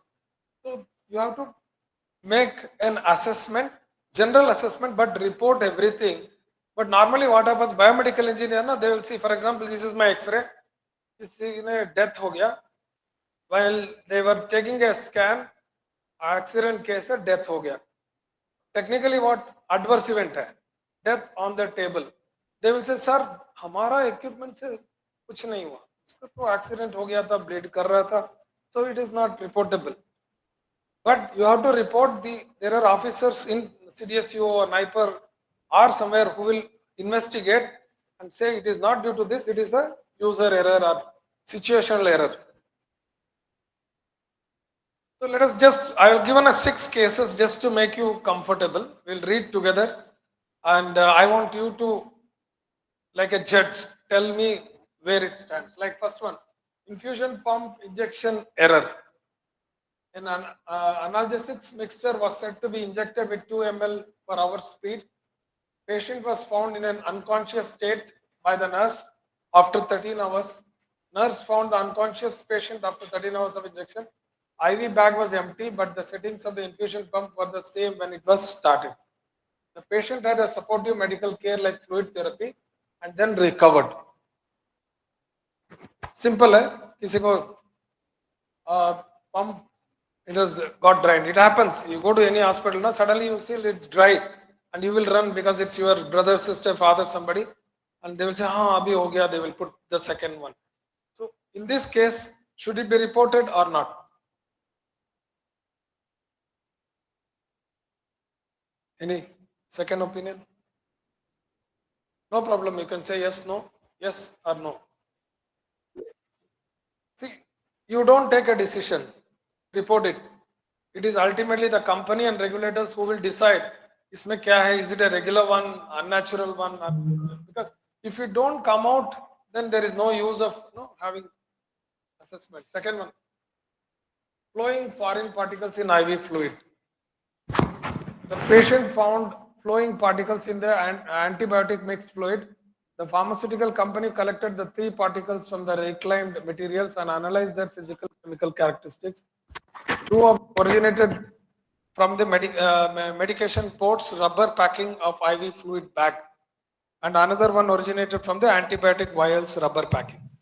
So can I get your opinion? Is it a reportable and non-reportable? Yes, it should be reported. Fantastic. Because it's a live, there's an issue and there is no ambiguity and it has to be reported. So the biomedical engineer has to call up or fill the form. So whichever the form, being an industry, we have a protocol in all the multinational. Within 2 working days, any adverse event heard, received has to be reported to the central. Sir, what will happen if the particle is not visible? Yeah. It is visible, that's why we can report. But if it is not visible, but it is still there. So if it is not visible, then it's another bigger issue. It's a bigger issue, then some contamination happening, some infection happening, repeatedly infection happening with that particular batch, then we have to report it. So that's the problem, sir. Most of the time now, we as a patients or we as service providers, wherever we are, we don't take care of the feedback. Doctor साहब बोल देगा sir ऐसा कुछ हो रहा है ये batch में ना बार बार people are falling ill. Immediately collect the sample, send it. Case 3, the problems in contact lens user. The patient was diagnosed as having a corneal ulcer by the contact lens. Clear case of user error, but again you cannot distinguish report. Normally you don't report, that's a problem. We will change the doctor, we will change the contact lens. India mein aisa hi hai because cheap. Foreign countries mein getting an appointment is 6 months, so we have to respect and follow the process. Case 4, removal of device fragments, again a dangerous one. A patient with varicose veins underwent a surgical operation for removing the vein by using the vein stripper under the spinal anesthesia. The thoracic surgeon heard some clicking sound from the operating spot, and then the surgeon recognized the silicone broken from the vein stripper. The thoracic surgeon successfully found the stripper head using the fluoroscopic X-ray imaging and removed it. The operation time was 30 minutes longer than expected. Finally, the patient recovered and got back to the common daily life. So what's your answer? Again, it should be reported. Yes. When in doubt, report. When there is no doubt, report. So there should not be absolutely ambiguity because somebody's life is at stake. So there are people on the channel who will investigate. So last 2 cases, remained fragment of a patient with okay, this is come. Dislodged coronary stent. This is still a dangerous one. A surgeon felt a slight resistance while pushing and pulling back the stent in positioning. Stent dislodged from the balloon due to resistance and was not visible. The stent was removed successfully without a patient injury. Procedure took 12 minutes longer than expected. Patient recovered and got back home with a common daily life. Again, because there is a 12 minutes extra, there is an issue, the tip may be issue, quality issue, user issue, but record it. So I hope you have got a general sense why we are stressing quality, user, any of this thing. Because since morning the speakers have given a very nice picture. I'm just trying to give a practical aspect. So I'll just quickly, let us not read it. Comparison, we have got a Europe, US, the slides are available. You can use it for the interest or examination purpose if there is a question. Europe, US, Canada, Australia and Japan, now India. So more or less we have requirements are there. We have inspired by the Europe, India, and then we have taken. So the inputs are there. The problem is the practicality. Report timing. So our friend has already said 30 days, 15 days. So higher the risk, death, shortest the time. 2 days, 10 days miss are generally not okay, then it is 30 days. So if you don't do, what happens? The biomedical engineer don't tell you, and it is heard from someone. This is still catastrophic because someone, for example, Dr. Sab is sitting, he hears some company's issues happening and he's a lawyer and pharmacist. He will just take the legal route. So instead of 1 crore, company has to spend 25 crores because it goes entire world, the credibility at stake, sales at stake, it's gone. So it is better to report on time rather than getting the legal issue. Again, reporting criteria, just four things you remember. Product, in pharmaceutical industry, it's a batch number. In medical device industry, it's a serial number. And where it has happened, when it has happened, how it has happened, complete data. If sometimes one visit it is not available, engineer may have to go to twice, thrice. I'll give a small example. Last year, one case of death was reported while stunting. They said because of my company, my previous company, they said आपका company में जैसे हो गया, and the biomedical engineer डर गया, reported serious adverse events. He reported online. It goes to entire world. It has to be submitted to US FDA. So we got the queries, but then we found it is the infrastructure error. Battery backup was not there, power gone. By the time his stunting was restarted, he is gone. Then hospital has overnight removed all the data. By the time second time engineer has gone, sir, ऐसा patient आया नहीं, किसने बताया आपको? We didn't. So because the gentleman was a very high stature and he don't want unnecessary investigation, he thought a legal issue हो जाएगा. So he got all the data removed from the machine. This is unfortunate in India. No, we are think either good or extreme will go. So again, this I don't want to get into this. Reporting criteria again. No, if you read too much, then you will become like a lawyer. Should I do? Should I not do? My general guidance to all of you as a students or budding professionals or doctors, please report and see the country criteria. Non-reportable incidents. So non-reportable incidents are maybe like already there is an instruction for use. You are claiming if you use like this possibility is there. मतलब आप use without the chappal you are touching, maybe shock लगेगा. I'm just telling the layman's terminology. Or they will say once in 10,000 the reading may be 0.05% minus or 0.0. Already is claiming. So the known error or the known user issue, or there is someone like again I'm using the Chinese phones. Chinese phones available to 5,000 में मिलता है, एक बार गिर गया then मर गया, मतलब Chinese phones gone. Same Apple phone, even if it is falls 10 times, may survive because there is what is called the drop test. They drop from such a height and make sure. So those known errors, and there is no issue. For example, मैंने label आपको बताया, label में less expiration date has been put, so there is no issue, but we will report ये हो गया, we have rectified the label and re-release the product, so on and so forth. And if there is any possible injury only, then you have to take. Otherwise, all the generic deviations you can excuse, exempt, and only document. Need not tell. But if there is a quality issue, I'll give another example. In one of in our own company recently, last week there was a report. There is a panel, in diagnostic panel, where we check the parameters. It was made water resistance till 2022. Now we found there is some issue, so we are claiming non-water resistance. मतलब in case of पानी गिर गया उसके ऊपर shock लग सकता है or something like that. So what we are doing, we are training the doctors. Now we are going one step back, our specifications are changed. So there is no need to report, but there need to document. So every country has a more or less some set of procedure. So India has also brought it.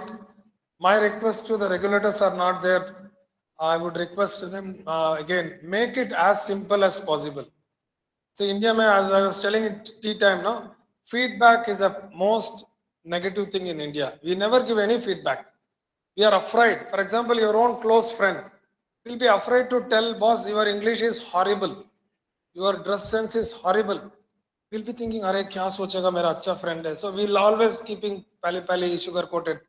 Unless you tell how he'll improve. No, your hairstyle is horrible. They will think, oh, बहुत अच्छा है. No, you will be looking like a gorilla, but we'll still be accepting. I'm just giving you a layman's example. So reporting has to be done, then only things will improve. But we are, we as a pharmacist, we should be more vigilant. Sir, neighboring house में कुछ हो रहा है, you know there is a wrong medication happening, wrong thing happening. You should tell them, boss, you report to the hospital. There is, because of this it's happening. Then country like Zambia में हो रहा है, India में report हो रहा है. Why not us? We are all educated people in the forward country.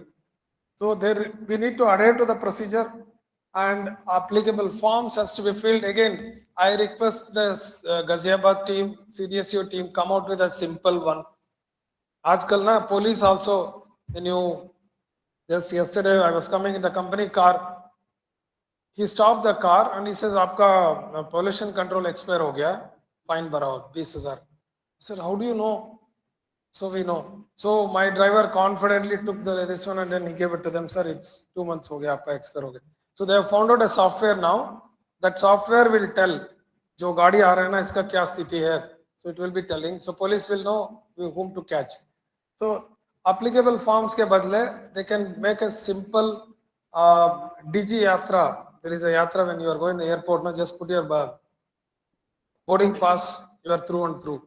Maybe something we have to make. I think you all guys recommend to IPC colleagues, Kalai Selvan and team, make it simple. Form भरना किसके पास time है? Biomedical engineer के पास 1000 machine देखना है, one district. So we don't have time. So we have to make it simple and from the all set of content of the forms also. It's so big. I've just put 4 slides. फिर भी खत्म नहीं हो रहा है. Then I just stopped.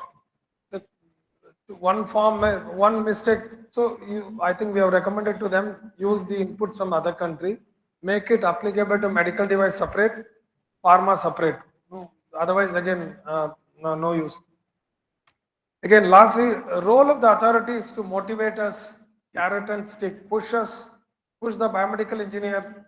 One is awareness, push and motivate them. Boss, you just think your family is inside and they are suffering. So please report.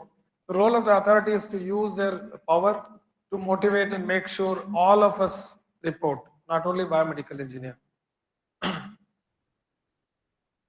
So responsible entity is everywhere the drug control of the respective countries, and some of the countries have a complex like India. For example, CDSU or Ghaziabad. I don't understand why can't be, they can be one. There are 2 divisions of a ministry. They should be one, sitting in same Nirman Bhavan. Why in Ghaziabad? My question to them, because when you sit together, work can be fast, outcome can be fast. Because, for example, in your college, 2 departments are nearby, professors can talk and take a decision. Someone is sitting in other area, it may not happen. So I've given a comparison. You can see maybe you are not readable, more or less 30, 10, some country, Brazil like 72 hours. So more or less you can see now that 35, 15. So harmonized, everybody thinks same. So the reportability has been more or less, it is standardized, and what to do, what not to do. These major countries have started and everybody is following now.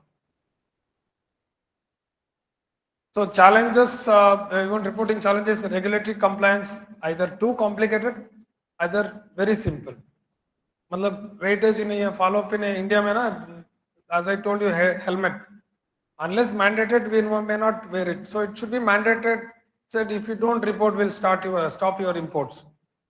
So data silos, data is available in Ghaziabad. By the time it reaches Nirman Bhavan, it is 4 months old. It should go within that 24 hours. We should, company, manufacturer, biomedical engineer, data should be at one. I think Government of India is coming out, it's called One India, One Data Bank, kuch kar rahe. Hopefully one day we'll have the better time. Manage the large volumes of data because India is huge. The data, says after such repeated support, maybe suddenly biomedical engineers may start over-reporting. For everything, they may start reporting. That is also possible, but eventually it will balance out. Responses must be timely. As I told you, The US FDA says it should be 48 hours from the time the engineer comes to know. For example, something happened with my machine last year, but doctor साहब ने आज बताया last year भी ऐसा हुआ था. Within 48 hours, I have to report. Complex process, because every country has got a very complex process. It has to be made simple. We all have to handshake and then tell government what should be done. When the Corona time, all of your what do you call now, whether you are vaccinated, not vaccinated, within 1 minute you can check. Why can't we have this simple software? I can just say, and it goes to the NIPER or to the Ghaziabad or to the CDSU. We have to have some simpler process. And solution may be establish a clear internal procedure in a company. Use a central adverse report repository and implement process of automation, maybe artificial intelligence or something which can alert repeatedly this machine make problem aa raha hai. Leverage predictive analytics. Predictive analytics आजकल बहुत अच्छा हो रहा है. They will always say, I think Google is coming. Just with your eyes, they will tell 30 साल के बाद आपका क्या होगा. No X-ray is required. They are telling, no. Predictive analysis is going to be good. But on the lighter note, suppose I go and try to buy the pizza and pizza wala says, sir, आपका BP इधर है, sugar इधर है, I cannot sell you the pizza. वो भी dangerous है. Predictive analysis becomes too much predictive. Life will be no very interesting. To ensure the compliance with the regulatory requirements with regular audits, modernize the advertisement reporting. Why can't we share the data between India, Bangladesh, Sri Lanka, Nepal? Thereby, I can establish a better, because they're also using same machines. We don't given a bow also. I've gone to the Bangladesh and they are richer than us. GDP, they are far better than us. So they have got money, but why can we handshake? I don't know. There nothing has happened. So we need to find out an advanced, modernized way of working. So this is a small example. I know what can happen. If the protocol is not written, in MRI machine before even go is dead. Could you take another look at the protocol? First day I joined the Philips, I got adverse event reporting. I joined at 9 o'clock, 10 o'clock, report came. What? The attendant was attending the patient, and he forgot and kept a scissor in MRI room. MRI room is a non-metallic room. So moment he is entered, the scissor flew like this, hit here. It has gone and hit and it stuck, and he has sent a photo. Adverse event because of Philips machines. So it is technically his user error. And one lady, in spite of telling repeatedly metals to be removed, she went with Mangal Sutra. She said, Mangal Sutra nahi de sakte. It got strangulated. They have to switch off the machine. If you switch off the MRI machine, again switching on is 25 lakhs is the kharcha. So because it get again reactivation, etc. So that lady would have died, so they switched off, and then the cost to the company and etc. etc. So we need to be very mindful. Tell the people what is the protocol. We need to be. This is user error. I think in Bombay last 4 years back, you must have seen one guy died because oxygen cylinder was taken along with the patient, and he was sucked by the magnetic this one, and within 5 minutes he died. He was sucked into because along with the cylinder, no, he was smashed. So this is also can happen. What's happening? Doctor is telling, you will faint after this my action. What is he telling? I'm giving you the bill. So he thought, no, he's giving another medical device treatment. So ye bhi ho sakta hai. Means it is unconnected. People will start reporting. Some people, no, like I'm not the woman. Some young ladies, they are afraid of syringe injection. They don't want to see the blood. They will shout as though then all neighbors will come. What's happened? It is simple. They must have gone and prick. So this can also happen. And this another example is just telling, "Arey boss, who will have the headache of filling so many forms, data? Forget it. Yeah, ek to ho gaya. So we are on the extreme. Either we will say we will report because someone and I was in Metronic. One case came. I'll just conclude. One lady was getting the implant done, and her husband was waiting outside in I think one Chennai hospital, and Doctor came running and he says, patient is serious. We are trying to save. हुआ क्या था? They have inappropriately pushed the stunt and it did not go. Now they have to remove it and put the another one. So in that there is a loss of time and that lady died. So there was a lawyer sitting in the corner because second time that doctor came, he says, we could not save your wife. Sorry, right. But it was a doctor's error. He told it is the product error. So that case went for 14 years. Finally, that lawyer has said, sir, आपको 1 crore दिलवा दूंगा. मेरे को 25 लाख दे देना. You give me 25 lakhs. So he won the case because out of court settlement, my previous company gave 1 crore after 14 years because they fed up of the litigation. So India is like that. No, it is user error. They should have filed a case against doctor, but the doctor wanted to safeguard and he has shouted, just came out and shouted because this product, your wife has died. So this is an unfortunate. So just to summarize, when in doubt, please report. When you have no doubt, please report. When somebody is working and you are in pharmacist college mein hai, but tell the others, please bring those aberrations, deviations, possible issues to the respective authority company. Otherwise, how the design will change. So lastly, I'll conclude. I'd visited Singapore a couple of times. I found, see, in most of the houses, these edges are very sharp. So in Singapore, the houses are soft because they say old man kids can get hit, and so that is why they made the soft corners. So that is a design, a thing which we don't think. So we should think in a product also, what can we do better, so that 15 years back ultrasound was this much big.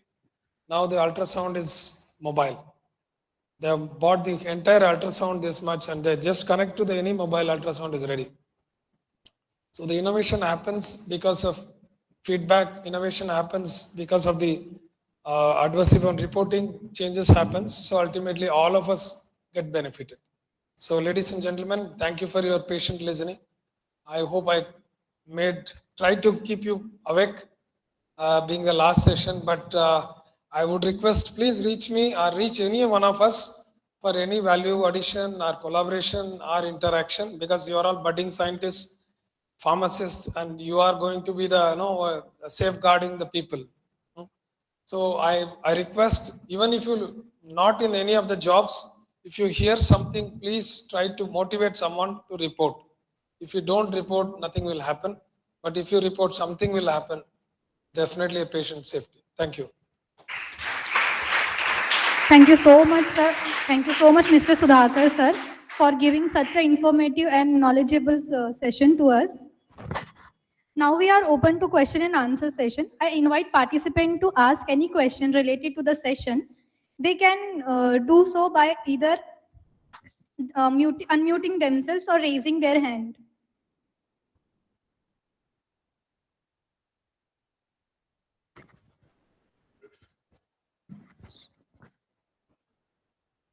So if there is any question, please ask free, but Sir, I have a precious question time. here. Yeah, I'm here. So actually, this is a very engaging session. Can you hear me? So thank you for keeping us all engaged. So I have a question related to the pharmacovigilance, not only for India, for apart from India, how the other countries, like the Western countries, do it. And in comparison to those countries, where do we stand in terms of reporting this and analyzing this and making serious actions against those? So any data set is there or anything that you can say? So I'll tell you, if you go to the US FDA site and see number of adverse events and other thing, there'll be tons of message. Every company would have been reporting at least 100, 150 errors to the US FDA. US FDA takes its time and they'll be watching. In Europe also it is like 120, 200. In India, all of us have registered and maybe top 20 companies will be reporting, 10, 20. So there is a big gap. That is why the programs like this are happening. insignificant reporting, under reporting, or no reporting. This is a sad story, but it takes time. Any regulation comes now, it takes time.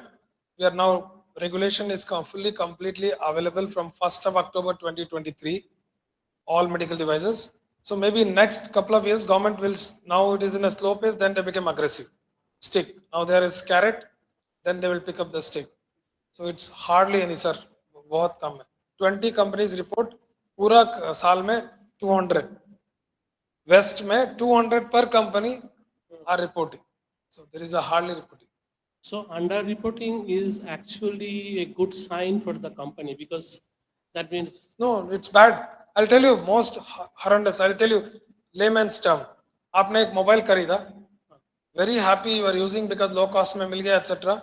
But you are not read the box. On the box there is a thing. This is emission. So and so is carcinogenic etc. So in the Chinese mobile phones it's very high. The chances of getting a cancer and other thing next couple of years is high. So we don't read.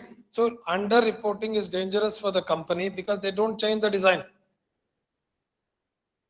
So you see now, I'm giving again a mobile phone because you all use. Some people repeatedly using it gets heat. You feel because the battery is of low quality, product is low quality. So even in the ultrasound, for example, images are not coming properly.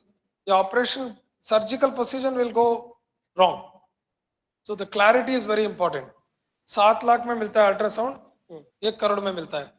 So quality and other thing, it should go in hand in hand. So feedback is very important. If company is happy, then they are not good. Short term, myopic view. They should get reporting, they should change the design, improvise, come out with a more safer to the patients. That is the credibility because company name, for example, Apple people buy, Sony buy because their feedback they're continuously taking and make the correction. Thanks. So one of the questions that I was thinking to ask someone, but you are the last candidate or last presenter, so maybe I can ask you. So the instruments which are used for invasive purposes, like catheter or something like this pacemakers and all those things, and those are not invasive. So in Those are not invasive. Something that is used not exactly inside your body or maybe from outside the body. Outside, non-invasive. So how they how the reporting criteria should be there for these two distinct class of instruments. I mean, invasive will be always very serious because even if in a small. Good question. I wanted. I think you are really. I think, for example, MRI. I shown the MRI, then possible, etc. If there is a overexposure, MRI is a magnetic resonance. Normally, it should not have happened, but we have an incident where white guys in US got burnt. So it has been reported. We investigated what must have happened. Okay, ultrasound, inappropriate outcome. So non-clarity. So the doctor is not able to take a decision. So these and catheterization again is a problem. They are not getting a clarity and cath labs doctor get exposed continuously 6 hours radiation. So he continuously 3-4 years the doctor get exposed. He will have a serious issue. So now we have invented a continuous monitoring system. If he crosses this much, doctor has to take a break. But doctor के लिए हमने lead gown दिया है. Lead gown पहनते नहीं because very heavy.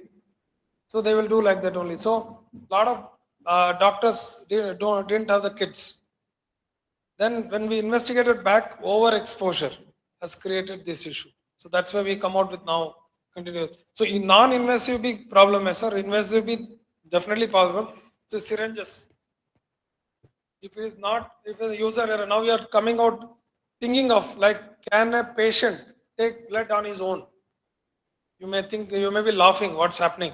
So next 2-3 years में हो सकता है, kits will come, you just put, then you take a blood and then send the kit to the nearest checking the person. So loss of time or faster access is going to come, or the kit will come to your house, you can just put it and result is also available. You have to just scan and send it to the doctor. So invasive भी हो सकता है, non-invasive भी हो सकता है. But it's very thanks for the pushing me the good question. So no problem. If you don't have questions or you have Hello. questions later, you can reach. Please. Sir, I have one question. What is the role of artificial intelligence in material vigilance or in medical device? What is the benefit or what is What is the role of artificial intelligence? No, artificial intelligence, I'll tell you, it is going to be a boon. People can say standard nahi hai, ye nahi hai, because we are also studying in my previous company just by someone is coughing. With that repeated coughing, we are trying to capture the coughing on 10 lakh people, find out how many are TB infected, how many are lung infected, how many with that coughing. The software is downloadable on mobile. He has to just capture his cough, send it to the doctor. So artificial intelligence will find out because we have a 6 million data. So we wanted to come out with a software which can clearly say this is what the probability. So artificial intelligence will be very good, and it's coming days. It reduces the time. It makes safer outcome, and predictability is easy. We can tell ye ho raha hai, definitely this can happen. It can give, so the doctors can take the possible treatment quickly instead of experimenting on us. It's going to be a boon. But the surprising thing will be next 5 years, doctors, pharmacists have to be changed. आपका syllabus पूरा change करना पड़ेगा. I'll tell you why. I'm also the panelist in the Wellinger College of Management. So last week, last week I was a panelist and asking a question to select the students for MBA programs. So the written application was given. So written में इतना point देना है, Viva में इतना देना है. Finally we have to select. And I found 20 में 16 applications. Answers are same. Then I asked, I could not resist. Was have you used the chat GPT? No. How are you answering this? Sir, how did you find out? I said last 16 application में ये question का उत्तर same था. So in fact, some people even that also given outsourcing. Pura, matlab, they also don't know. Is it, sir? I didn't know because he got it done from. So artificial intelligence is going to reduce the errors and make sure the predictable ones and make our life expectancy or the outcome, ensured. So I'm very much optimistic, but way of pharmacists, doctors working will different because there will be point of care equipments. Before going to the hospital, everything is done, and government is also thinking OPD is a problem. In every hospital you go, no OPD, thousands of people.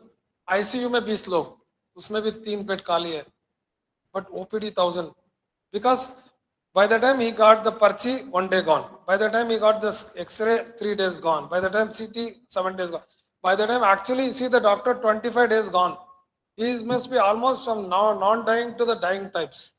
So this is the issue. So artificial intelligence or upcoming software can tell predictably what is happened so that doctors can decide from the distance.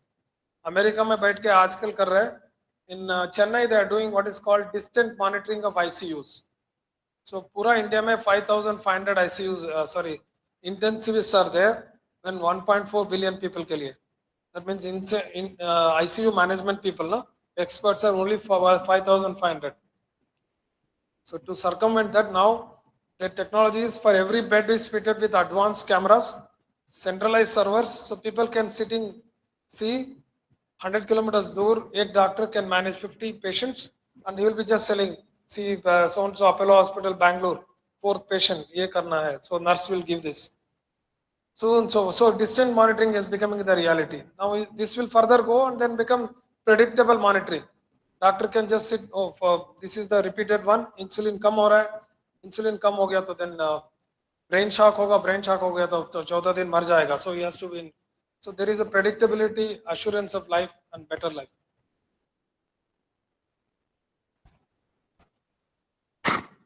Thank you. Sir, we have a question from online participant as well. Vivek Sharma, you can ask your question. You have raised your hand. You can unmute yourself.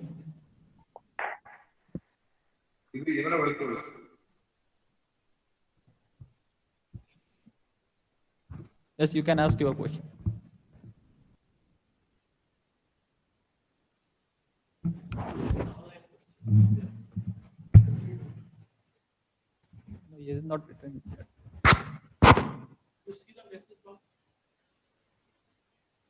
He has raised his hand. He has not. Hmm? Yes. Hello. Yes. Yeah, good afternoon. I am Ajit from Travancore Medical College, Koilur, Okay. Kerala. Move him. Regarding one clarification, Yes, please go on. You can ask your question. uh, while we raise an adverse event, while reporting an adverse event, from the customer side, whether we get any acknowledgement or any clarification regarding the progress of the.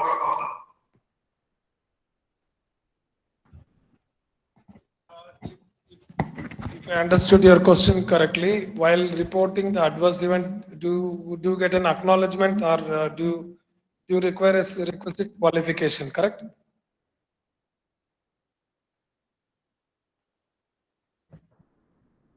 Sir, can you please repeat the question, or my understanding is correct? Yeah, because on last May, I have raised an adverse event through mail to MVPI. But till now, I didn't get any acknowledgement or any information regarding the progress of the event I have raised. Okay, I cannot be answering on behalf of the MVPI, but my suggestion is I'll hand over to the colleague from the MVPI. She will answer. So MVPI duly acknowledge the receipt of the adverse event what we have received in the MVPI database. If you have not received the acknowledgement, once we'll check and you'll definitely get the acknowledgement. Of every report, we are sending the acknowledgement. I'll just check and revert. He'll definitely get the, yeah. You can just write your email address in the chat box. Okay, thank you.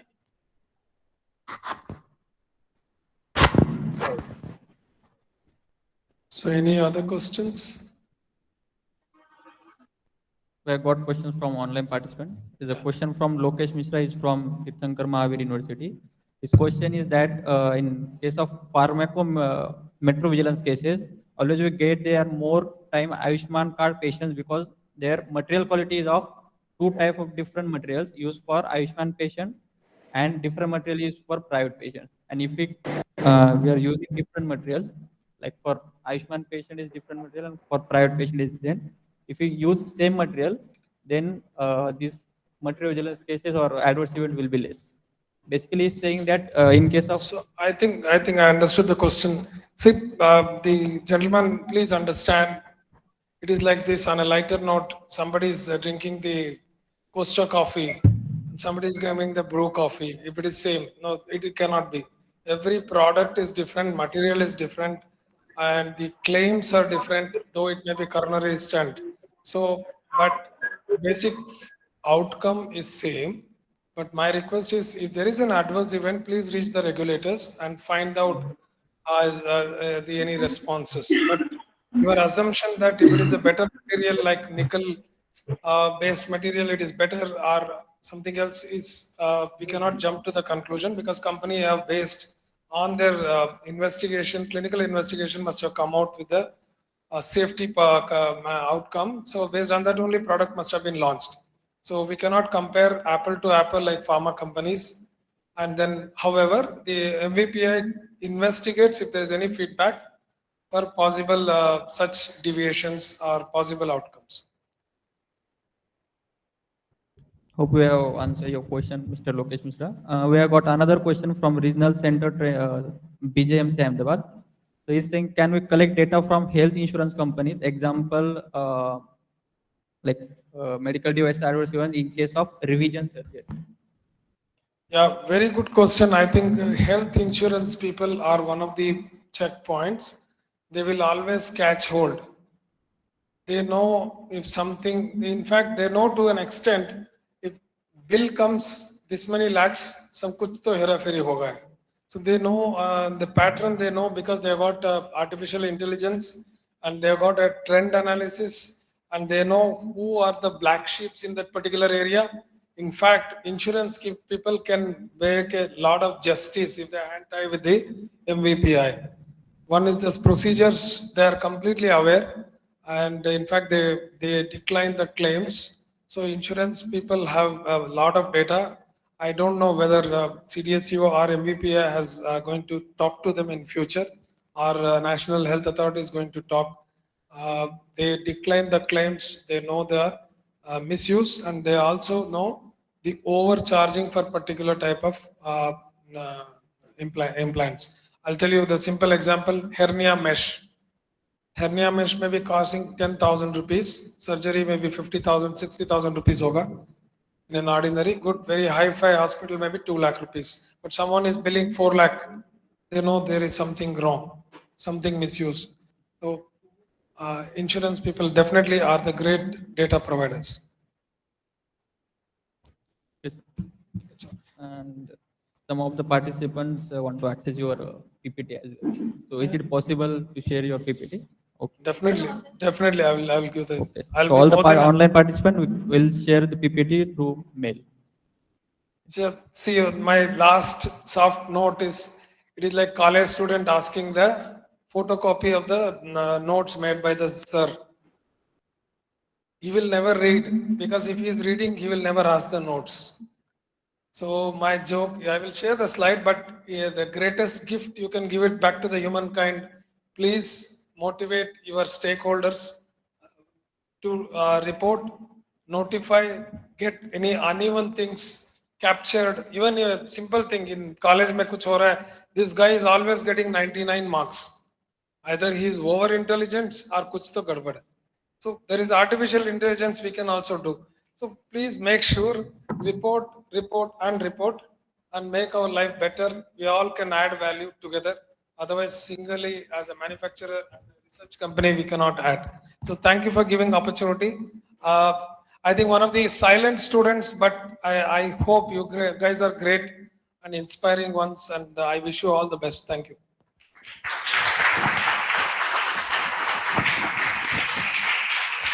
I would like to request our Dr. Mandal sir for felicitation to our speaker, Mr. Sudhakar Merpedi sir.